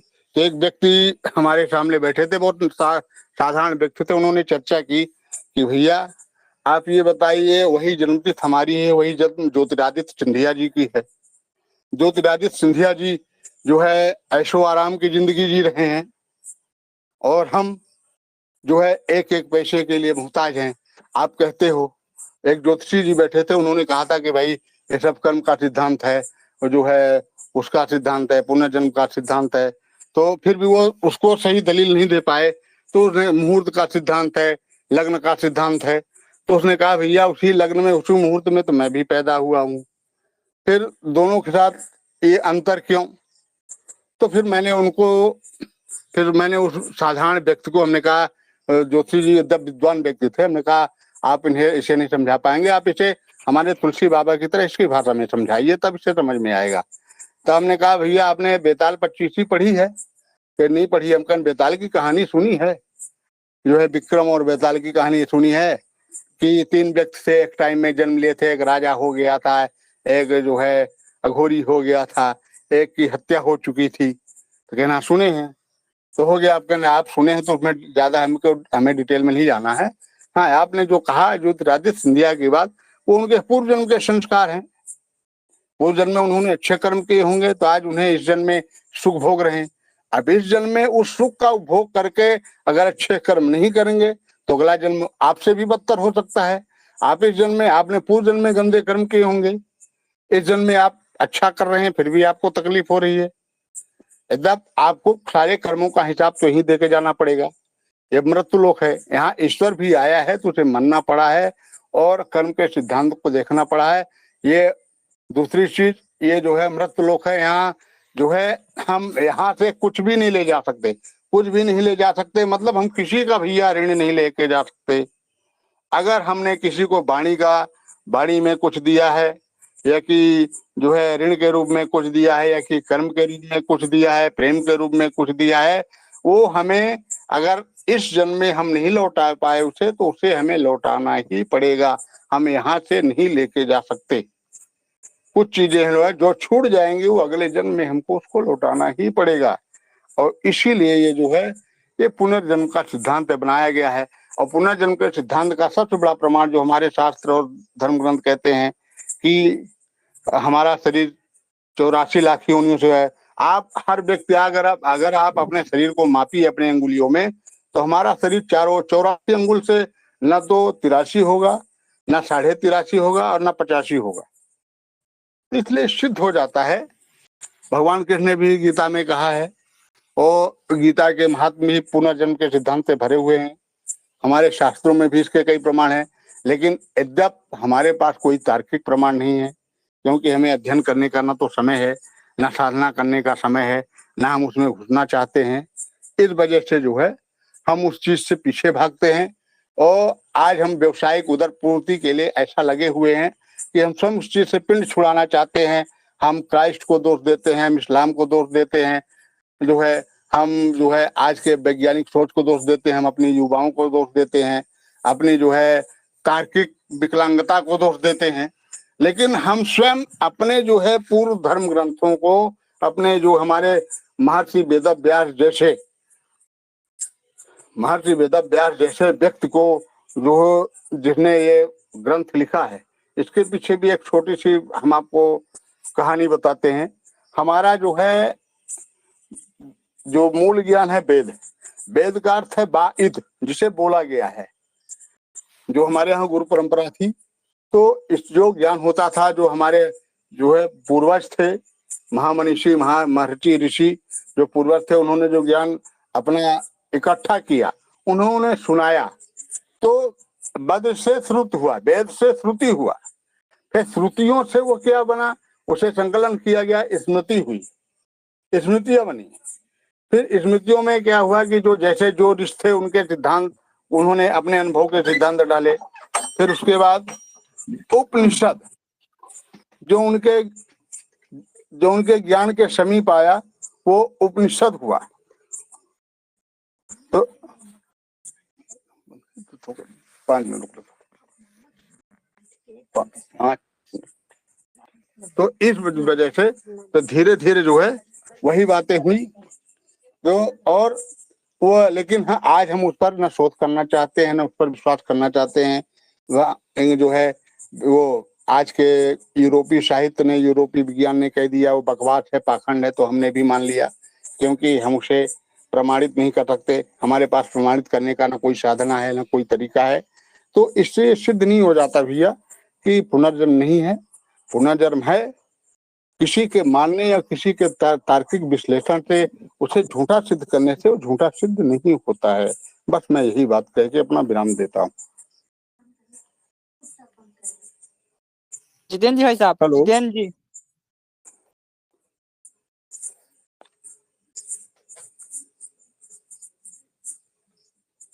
मैं बोलता हूँ, कुछ बोलूं? जी बोलिए आप। देखिए, हमारे एक नीरज जी अत्री हैं, आप उनका अच्छी तरह से जानते हो, इस पटल में हैं। वो फिजिक्स के कोचिंग अच्छे लेक्चरर हैं, एमएससी फिजिक्स से हैं, और कोचिंग किया करते थे। उन्हें उनके पीठ में कोई दर्द रहता था, जो उन्होंने बताया, और फिर उन्होंने पास्ट लाइफ रिग्रेशन की थेरेपी ली। हमें तब बताई दी थी, इतना हमका अपना भाई हम पास्ट रिग्रेशन की थेरेपी ली, द्विवेदी जी माइक ऑफ कर लीजिए। और बताया कि पास्ट लाइफ रिग्रेशन की थेरेपी लेने के बाद उन्हें पता था कि पिछले जन्म में जर्मनी में एक द्वितीय विश्व युद्ध में सैनिक के रूप में लड़े, रशियन बॉर्डर पर उनके पीठ में एक गोली, और उनकी वहां पे मृत्यु हो गई। अगला जन्म उन्होंने भारत में किया, जो ऐसा बताते। पूरे जन्म में भी वो मुस्लिम भी रह चुके हैं, ईसाई भी रह चुके हैं, ऐसा उन्होंने बताया। अब मैं उसलिए ऑथेंटिक इसलिए मानता हूँ, एक तो उन्होंने थेरेपी पूरी ली, और दूसरी बात, क्योंकि फिजिक्स है तो उनकी रैशनैलिटी पे कोई प्रश्न चिन्ह नहीं हो सकता। उन्होंने खोज के कि वास्तव में होता ही नहीं होता, उन्होंने क्या, तो मैं उसको बहुत अच्छा उदाहरण मानता हूँ। इसी तरह से एक निगराचार्य हैं हमारे, उनसे भी मेरी इस पुनर्जन्म के विषय पर चर्चा हुई, तो उन्होंने कहा कि अगर आदमी अगर अपने अपने पूर्वजन्म का ये बर्डन अगर ले चल, पागल हो जाएगा। इसलिए प्रकृति के एक हमको वरदान भी है कि हम के होते हैं, तो जाति स्मरण या उस जो तपस्या होती है, उसके द्वारा हम वापस पुनर्जन्म को याद करते हैं। ओके, अब हम जब गिरते हैं, अर्जुन भी वो धनुष उठाया, वहां से हुआ उसका विषाद योग, और फिर बातें बढ़ते जाते, विराट स्वरूप बना लिया। फिर अल्टीमेटली सबसे लास्ट में उसको यही कहा कि मैंने तुझे सब कुछ बता दिया, अब तुझे जो तेरा कर्म करना है वही करना। हमारी समाप्त होने के बाद अल्टीमेट यही है कि आपको जो काम करना है, आप अपना धनुष उठाओ और युद्ध लग जाओ। यानी कि पूर्व का वर्तमान है वो वापस पुनर्जन्म तो हो गया, जो मैंने कर्म करने थे कर, आज है मेरे पास वर्तमान, जो गीता मूल उद्देश्य। आवाज कट रही है थोड़ा सा, अभी हाँ, आवाज कट रही है थोड़ा सा, आगे पीछे हो जाओ, नेटवर्क का इशू लगता है। आवाज कट रही है थोड़ी थोड़ी। मैं करता हूँ, नेटवर्क में बाहर आता हूँ। तो है वो अल्टीमेटली जो गुण है, इसलिए कर्म का आवाज ब्रेक हो रही है। आ रही है, छत पे चले जाओ आप, आवाज नहीं आ रही, कट के आ रही है। अब आ रही है, थोड़ा ब्रेक हो रही है आवाज।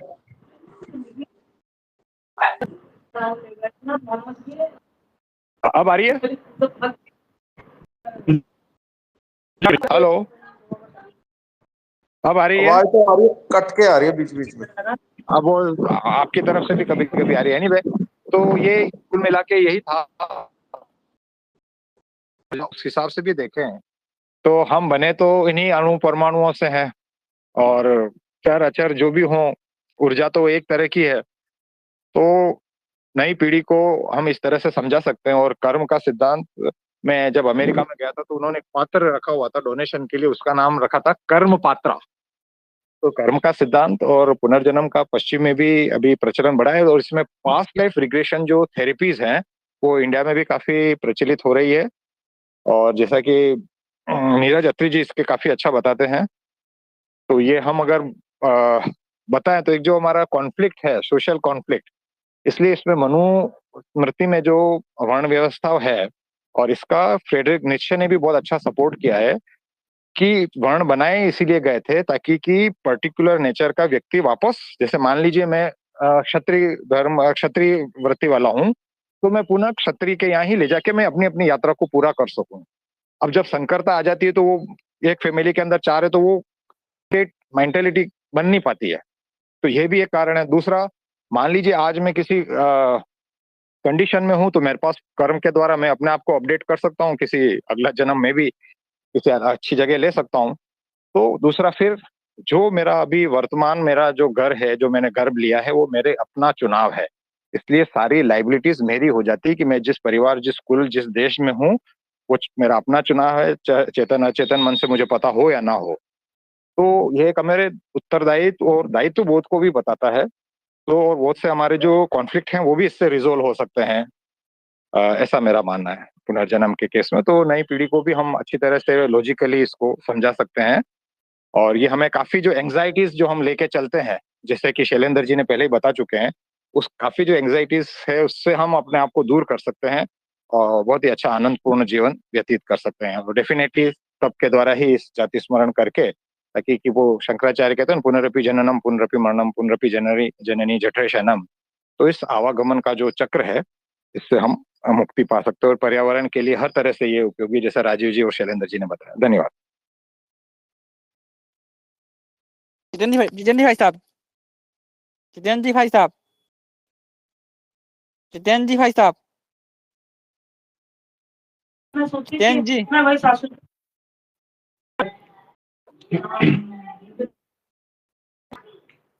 जितेंद्र जी, हेलो।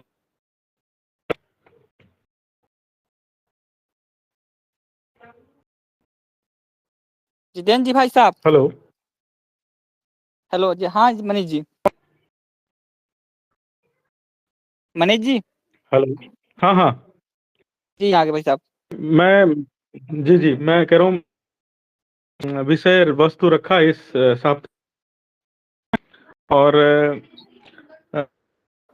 के था हम लोग अभी तक पिछले जो विचार ले रहे थे उनसे लीक से अच्छे से विषय भी आया। वक्ताओं ने, राजू भाई साहब ने, शैलेंद्र जी ने, बहुत ही अच्छा मतलब विषय आया, और रूप में आया कि मतलब हर पहलू पे चर्चा। वर्तमान में क्या है कि हम लोगों को जो समझ में आएगी कि पुनर्जन्म धर्म, सनातन धर्म, ये जो वो में लेके जाने वाली चीजें हैं, जो सही बताया राजीव, ये एक बढ़िया ब्रह्मास्त्र हो धर्म को, और वैश्विक जो समस्याएं चल रही हैं कैपिटलिज्म वाली की, और इन सब चीजों में लगे रहते हैं, अगर अच्छा कर करके कर्म के पुनर्जन्म अच्छे कुल में, वंश में होता है, इस चीज को मानने लगे सुधर जाएंगे, और मानव विश्व का और पृथ्वी का कल्याण स्वयं हो। बात है हमारे हिंदू ही नहीं मानते, ऐसा बात बीच में अभी चर्चा में आई ये बात। पुनर्स्थापित करने के लिए बात करता हूं जिसने इस विषय को उस विषय पर हम चर्चा कर रहे हैं। भागम कमाने खाने और इन्हीं चीजों में लगे पड़े लगभग लगभग सभी जमात के लोग जो इस समय इस हैं, इस विषय पर चर्चा की अभी भी गोष्ठी में। ये अपने आप में कितना बढ़िया हो सकता है, तो इस पर चाहिए। और जब चर्चा शुरू होगी तो आगे, और इसको नहीं करना है। और बहुत सारी समस्या इसको इस सिद्धांत को आज के समय के आलोक में करने की और सभी उस ओर पर पुनर्जन्म पर अभी मैं मथुरा वृंदावन के गुरुजी बोल पुनर्जन्म में क्या है कि जैसे मसल में हम भले पिछले जन्म की चुने केसेस आते हैं, जैसा राजीव का एग्जाम्पल दिया, बच्चे को याद आया था एग्जाम्पल दिया, और उन्होंने बताया दूसरा कि भी ध्यान है, लेकिन और छोटे साथी रहती हैं कि इस बच्चे ने अपने पिछले जन्म, लेकिन उस चीजों पर कोई यथार्थ रूप में हम में से किसी हमारे घर परिवार रिश्तेदारी कॉलोनी मोहल्ले से मैं मिला हूं, ऐसा थोड़ा तो कुछ ईश्वरीय संरचनाएं चाहते हैं कि हम याद रखें, और हमारे पिछले जन्म की बातें याद हों तो हम का बदला निभाने लगे कि भाई जाके। खैर एक अलग पहलू है, लेकिन 89.9% केसेस में पुनर्जन्म जो वृंदावन के गुरु जी बता रहे थे कि आत्मा की भी एक अलौकिक पिछले जन्म की बातें जो अवचेतन मन में हमारे होती, तो आत्मा को सब ध्यान रहता है। तो उन्होंने बताया कि अंत चित्त के होते हैं, बहुत ही किसी भी करते हैं और अपनी बात को, तो ये मान लिया कि अब उनका मोक्ष होने या एक दो योनियों के वाला है, या उस जीवन के बाद ही मोक्ष होने वाला है, लेकिन आवेग में आ जाते हैं, बहुत क्रोधी स्वभाव के, उनका अभी समझ लीजिए मिला है, ये पहली बार योनि में आए हैं, जीवन का यथार्थ पहलू भाव है वो पता नहीं है, असंतुलित बातें कर रहे हैं। और जो संतुलित हो गया, जो बिल्कुल लड़ना झगड़ना और ये लड़ाई, वो अपना संतुलित वे में मोक्ष की आत्मा, ये वो पर्टिकुलर योनि के बाद। अब मैं उसके विषय में ऐसा गुरुजी ने वो चीज बोली थी, सही है। और इस पर जितनी अधिक आलोक में इन पर हम पढ़ सकें, और बहुत ज्यादा ग्रंथ हैं धर्म में, और इससे रिलेटेड पढ़ें और किसी एक प्लेटफॉर्म पे शेयर करें, हम लोग भी पढ़ें लोगों, और ऐसे जितने उदाहरण आए उनको लक्ष्य न जाने कि क्रिश्चियनिटी और इस्लाम इस पुनर्जन्म के पूछ रहा हूँ नहीं है, जो चीजें होती रहेंगी वो सतत होती रहेंगी, वो एक प्रवाह का हिस्सा है। लेकिन हाँ, अगर इस पर रिसर्च हो तो आजकल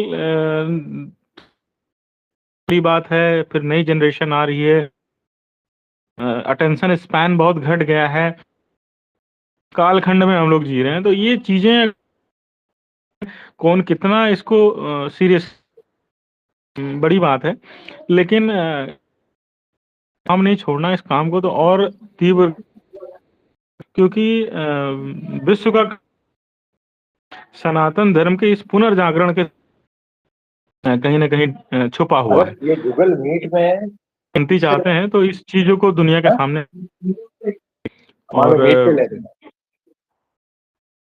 कोई कुछ कह रहा है, कैसे बताता नहीं, उनका माइक शायद ओपन है। तो मेरे ये बहुत सराहनीय पहल है। जितनी भी ये जो प्राचीन ग्रंथ हैं, गरुड़ पुराण हम इसको नए सिरे से एक बारी नए कलेवर में पढ़ें और कसौटियों में क्या महत्व है, छुपा हुआ हिडन महत्व सामने आना चाहिए लोगों के, क्योंकि ये ज़रूरत है, समय की ज़रूरत है। जितनी भी चीज़ें लिखी हुई हैं वो ज़रूर सत्य ऋषि मुनि और प्राचीन, और उनको हम भूलते चले जा रहे हैं। भूल जाएगी आने वाला समय और कालखंड, बच्चों को फर्क नहीं पड़ेगा। मुझे यही सोच रहा था कि फैन कम हुआ है बच्चों का। मैं मेडिकल लाइन जैसे कि लिखने में इंटरेस्ट नहीं लेना है, छोटे बच्चों की बात कर रहा हूँ, बोलने में, क्योंकि उनका अटेंशन स्पैन इतना एक है, अपना दिमाग ऐसा नहीं कि वो ऑटिस्टिक हैं, वो सामान्य बुद्धि के हैं, लेकिन वो अभी इनका मन फला अगले ही क्षण वो दूसरी चीज में, इस नाते वो लिखना, बी लिखना, सी लिखना या अपना ना कठिनाई महसूस करते हैं। तो बीते कुछ वक्त में जब एक रील देखते हैं, अगर वो कलरफुल या कुछ अच्छा कंटेंट है, अल्लाह गुल्ला, तो ना फिर तुरंत उसको स्क्रॉल कर देते हैं।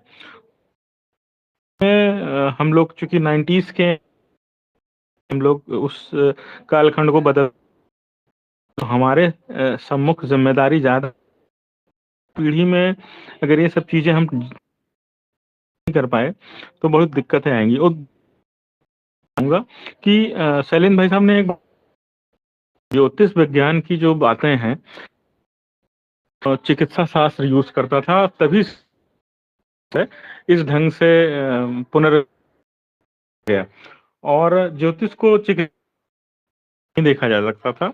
कुछ खगोलीय बीमारियों के एक कारक होती चीजें, जो समाज में, देश में जो लड़ाई झगड़ा हो, जब विश्व युद्ध हो, उसमें एक बड़ा कारक होता था।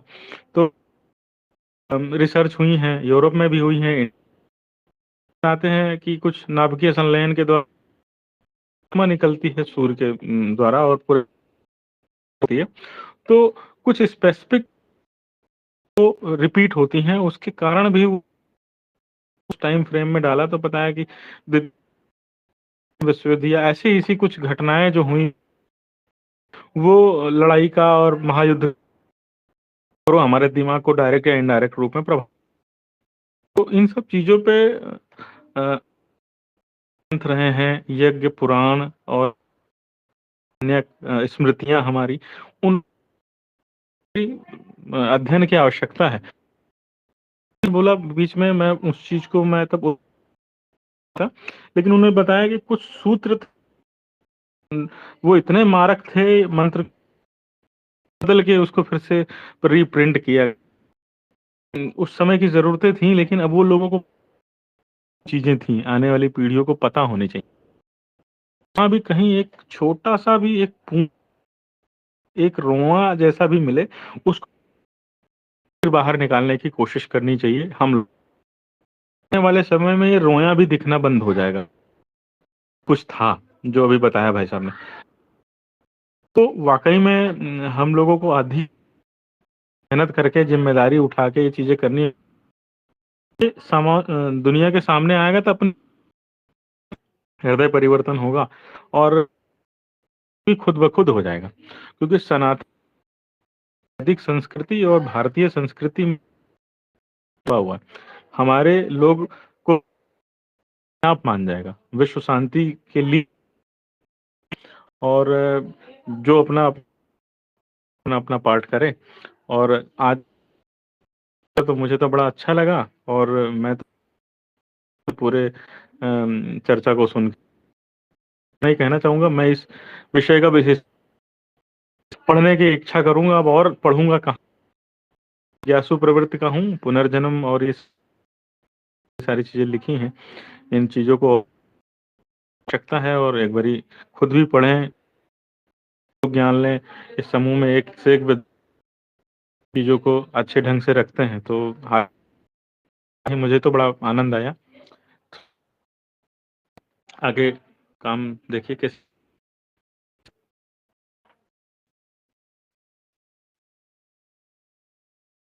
महेंद्र जी भाई साहब। जी दीपक जी, हम्म। भैया सभी को प्रणाम।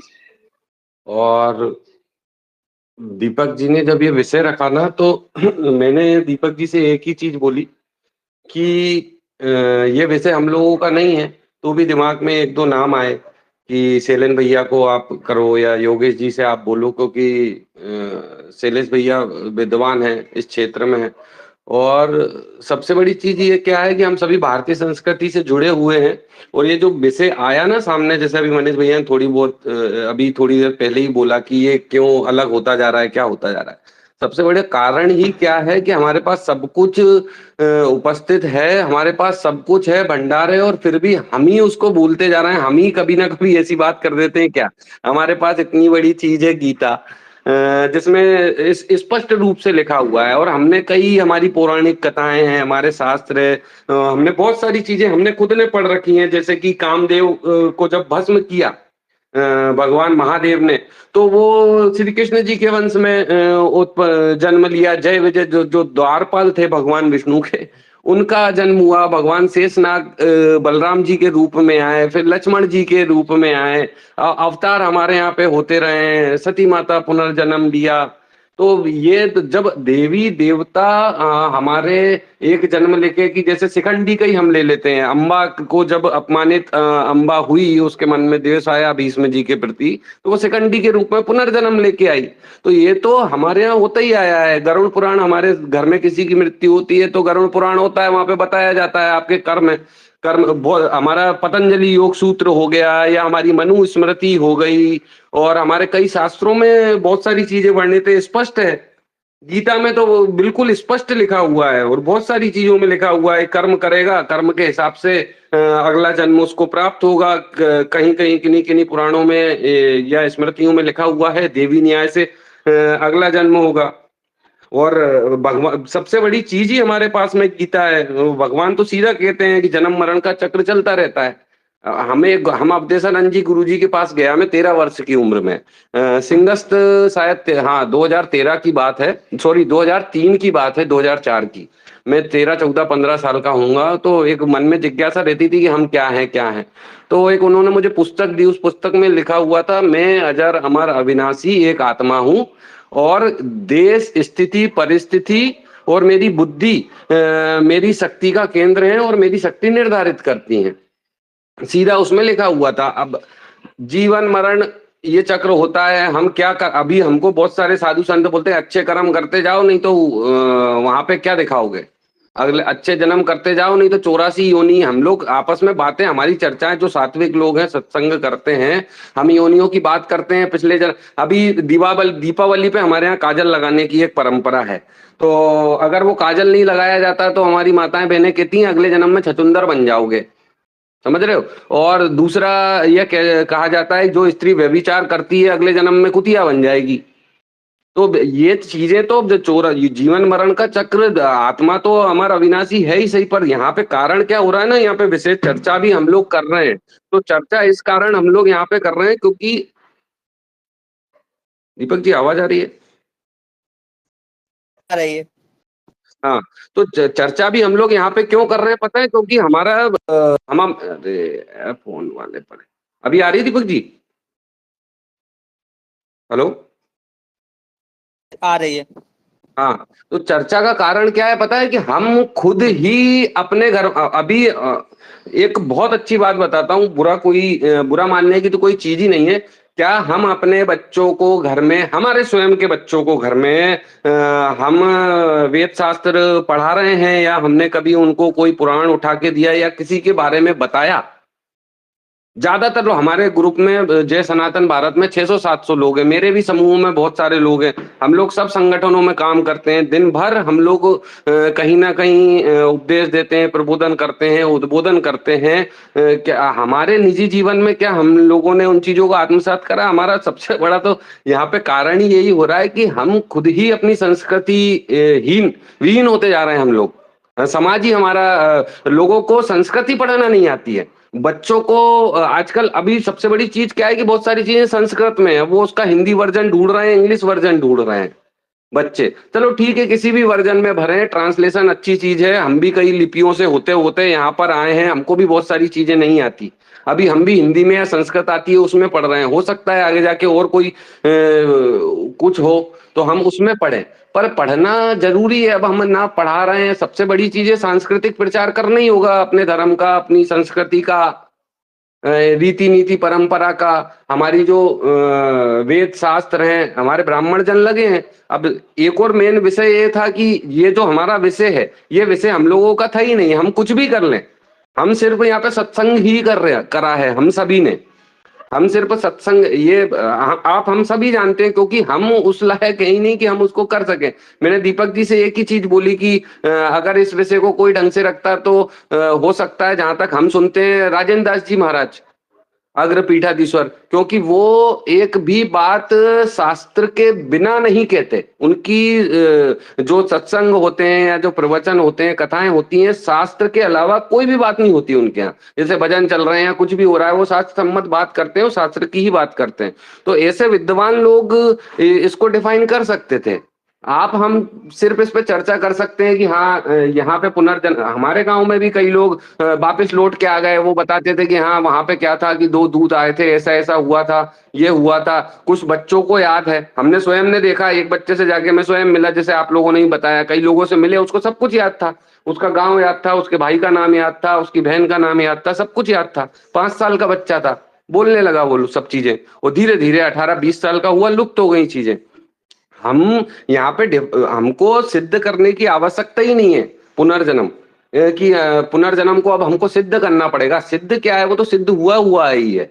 हमारे लिए गीता सब कुछ है, पूरे विश्व में गीता का प्रचार है, पूरा विश्व गीता को, अच्छे अच्छे साइंटिस्ट नासा में बैठ के भी उसको पढ़ रहे हैं, अच्छे अच्छे प्रोफेसर ऑक्सफोर्ड जैसी यूनिवर्सिटी में उसको बैठ के पढ़ रहे हैं। मेरे मित्र है बहुत अच्छे, मेरे मार्गदर्शक है, निकोलस सटन, महाभारत में पीएचडी किया है उन्होंने। तो एक से वो तो, ये तो सिद्धांत ही हमारा, ये तो होता ही आया है। अब कोई मत पंथ संप्रदाय इसको मान रहा है नहीं मान रहा है, ये उसके ऊपर है। क्यों? क्योंकि उनकी विचारधारा ही अलग है। वो विचार, एक ब्रेन वॉश, एक व्यक्ति द्वारा ब्रेन वॉश की गया एक ग्रुप है या एक संगठन या एक ऑर्गेनाइजेशन ही कहता हूं मैं, तो उन्हें मजहब धर्म मरम भी नहीं मानता। एक सन की व्यक्ति आया, उसने अपनी गैंग बनाई और बस वो गैंग बढ़ती गई, उसके विचार बढ़ते गए। क्योंकि एक जैसे सनातन परंपरा है, आदि अनादि काल से चली आ रही है। तो सबसे बड़ी चीज ये है कि मैं तो इस पे बोल भी नहीं सकता, क्योंकि ये बहुत ये सिद्ध चीजें हैं, हम इन पे क्या ही बोलेंगे, हम इन पे तर्क वितर्क करने लायक भी नहीं है। क्योंकि अभी उठा के हमसे किसी ने एक सवाल कर दिया तो हम उसको भी कोट नहीं कर पाएंगे, मैं खुद नहीं कर पाऊंगा, क्योंकि ये हमारा विषय ही नहीं है। और हम कोई भी इसमें विषय विशेषज्ञ नहीं है, बस एक चर्चा सत्संग हमारा हो गया। पर बहुत सबसे बड़ी चीज ये है कि जब चर्चा होती है ना, तो बहुत सा ज्ञान मिलता है। जैसे राजीव जी ने बहुत अच्छा, कुछ चीजें जो मुझे नहीं पता थी वो उनसे पता चली, सेलन भैया ने बताई, बाकी सभी लोगों ने बहुत अच्छी अच्छी चीजें बताई, बहुत अच्छे अच्छे उदाहरण दिए, तो हमारे ज्ञान में और वर्धन हुआ। पर हम अब एक ही चीज है, देखो यहाँ पे चर्चा का विषय ही नहीं है हमारा, बस ये है कि लक्ष्य वही है, बस वही हम वहीं आके रह जाएंगे कि हमको हमारी सनातन संस्कृति का प्रचार करना पड़ेगा। हमारे पास सब कुछ भंडार है हमारे पास, बस वो संस्कृति का प्रचार होता रहे, हमको कुछ बताने की जरूरत ही नहीं है किसी को। वो पढ़ेंगे, हाँ हमको उनको बताना पड़ेगा। जब वो पढ़ने लगेंगे, सब चीजें सीखने लगेंगे, तो उन्हें स्वयं समझ में आ जाएगा जब ईश्वर है और ईश्वर द्वारा कही गई वाणी है, श्री कृष्ण द्वारा कही गई स्वयं वाणी है वहां पे। क्योंकि कृष्ण जी तो उनसे बोल ही था कि भैया जो सब मुझ में लीन हो जाता है, ऊपर से लेकर नीचे तक जन्म मरण का चक्र चलता रहता है। हमारी मनु स्मृति में लिखा हुआ है, सब चीजों में लिखा हुआ है। मैंने अभी थोड़ी कुछ समय पहले पढ़ा, 7 बजे मैंने पढ़ा इन चीजों को, और मेरे भी ज्ञान में वर्धन हुआ।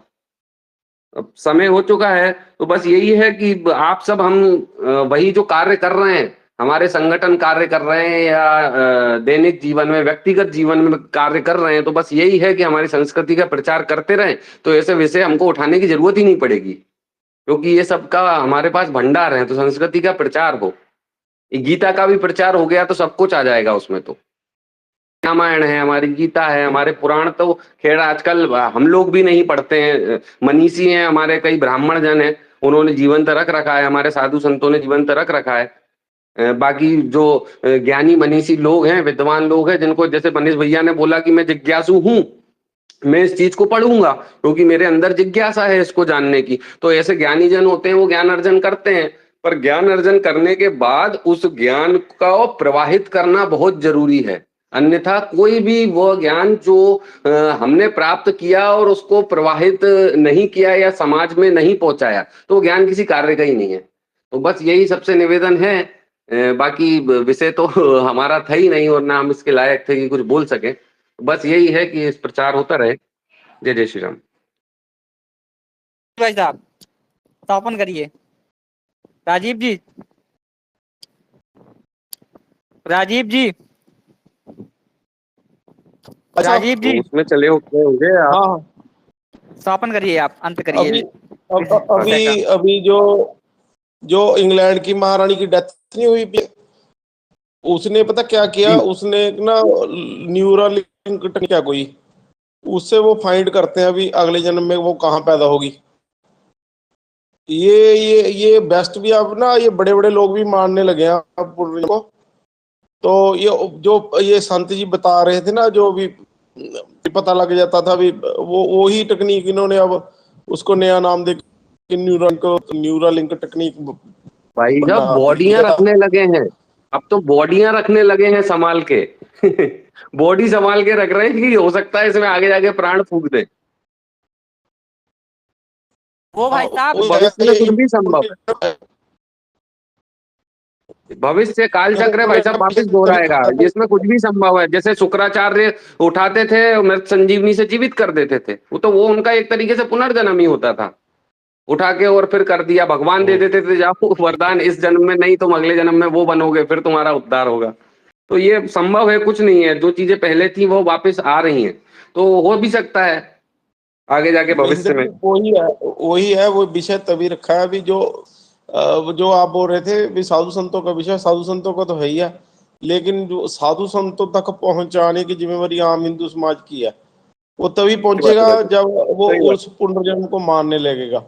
आप अपने नजदीक हरेक के साथ चर्चा करो पुनर्जन्म की, सही बात जितना है। भी आपको पता है। तो एक ये बहस का विषय बनना चाहिए, पुनर्जन्म होता है। ये हाँ, ये शहरों में भाई साहब एक इसकी अर्बन एरिया में सबसे ज्यादा जरूरत है। रूरल के लोग तो आज भी गलत कर्म करने से डरते हैं कि यार वहां क्या जवाब देंगे, वहां क्या जवाब देंगे। जो मतलब सत्संगति में आ गया वो इन चीजों से डरता है, पर शहरों में बहुत ज्यादा जरूरत है अर्बन एरिया में कि इसका प्रचार हो। एक बात इसमें मैं और ऐड करूं तो उसमें ना एक बात और ऐड करने की बहुत ज्यादा जरूरी है भी। क्रिश्चियनिटी और ये इस्लाम नहीं मानते इस पुनर्जन्म को, ये बात जरूर रखेंगे ये नहीं साथ के मानते। साथ। हाँ सही बात है, बहुत अच्छा कह रहे हो। साथ में एक तीर से दो निशाने पड़ेंगे।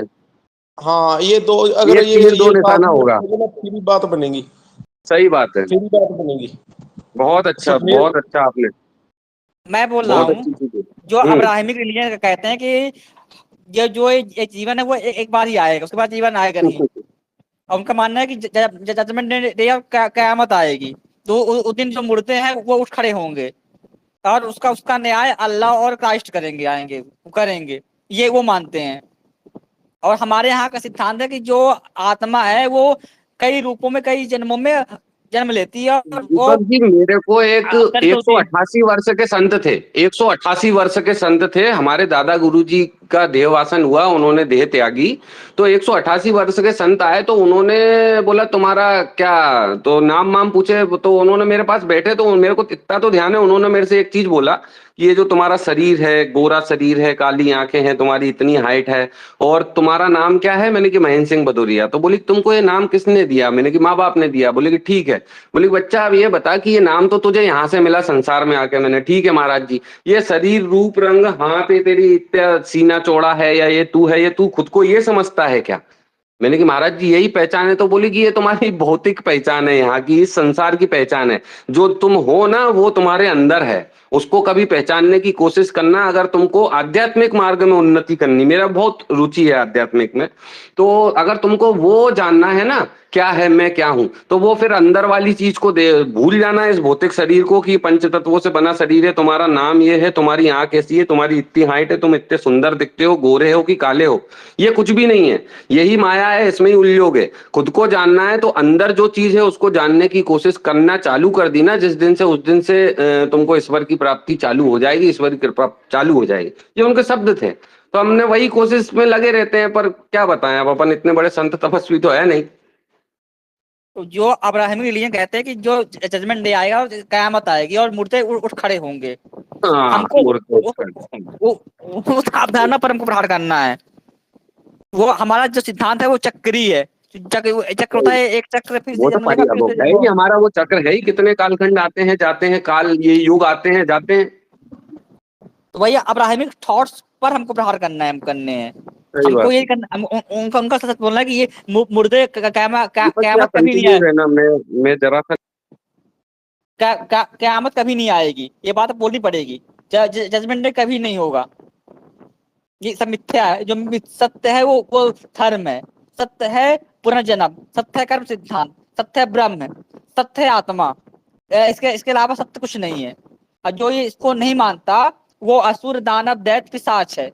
उसका अंत करना हर धर्मनिष्ठ हिंदू का परम कर्तव्य है। धर्म रक्षा ही हिंदू रक्षा है।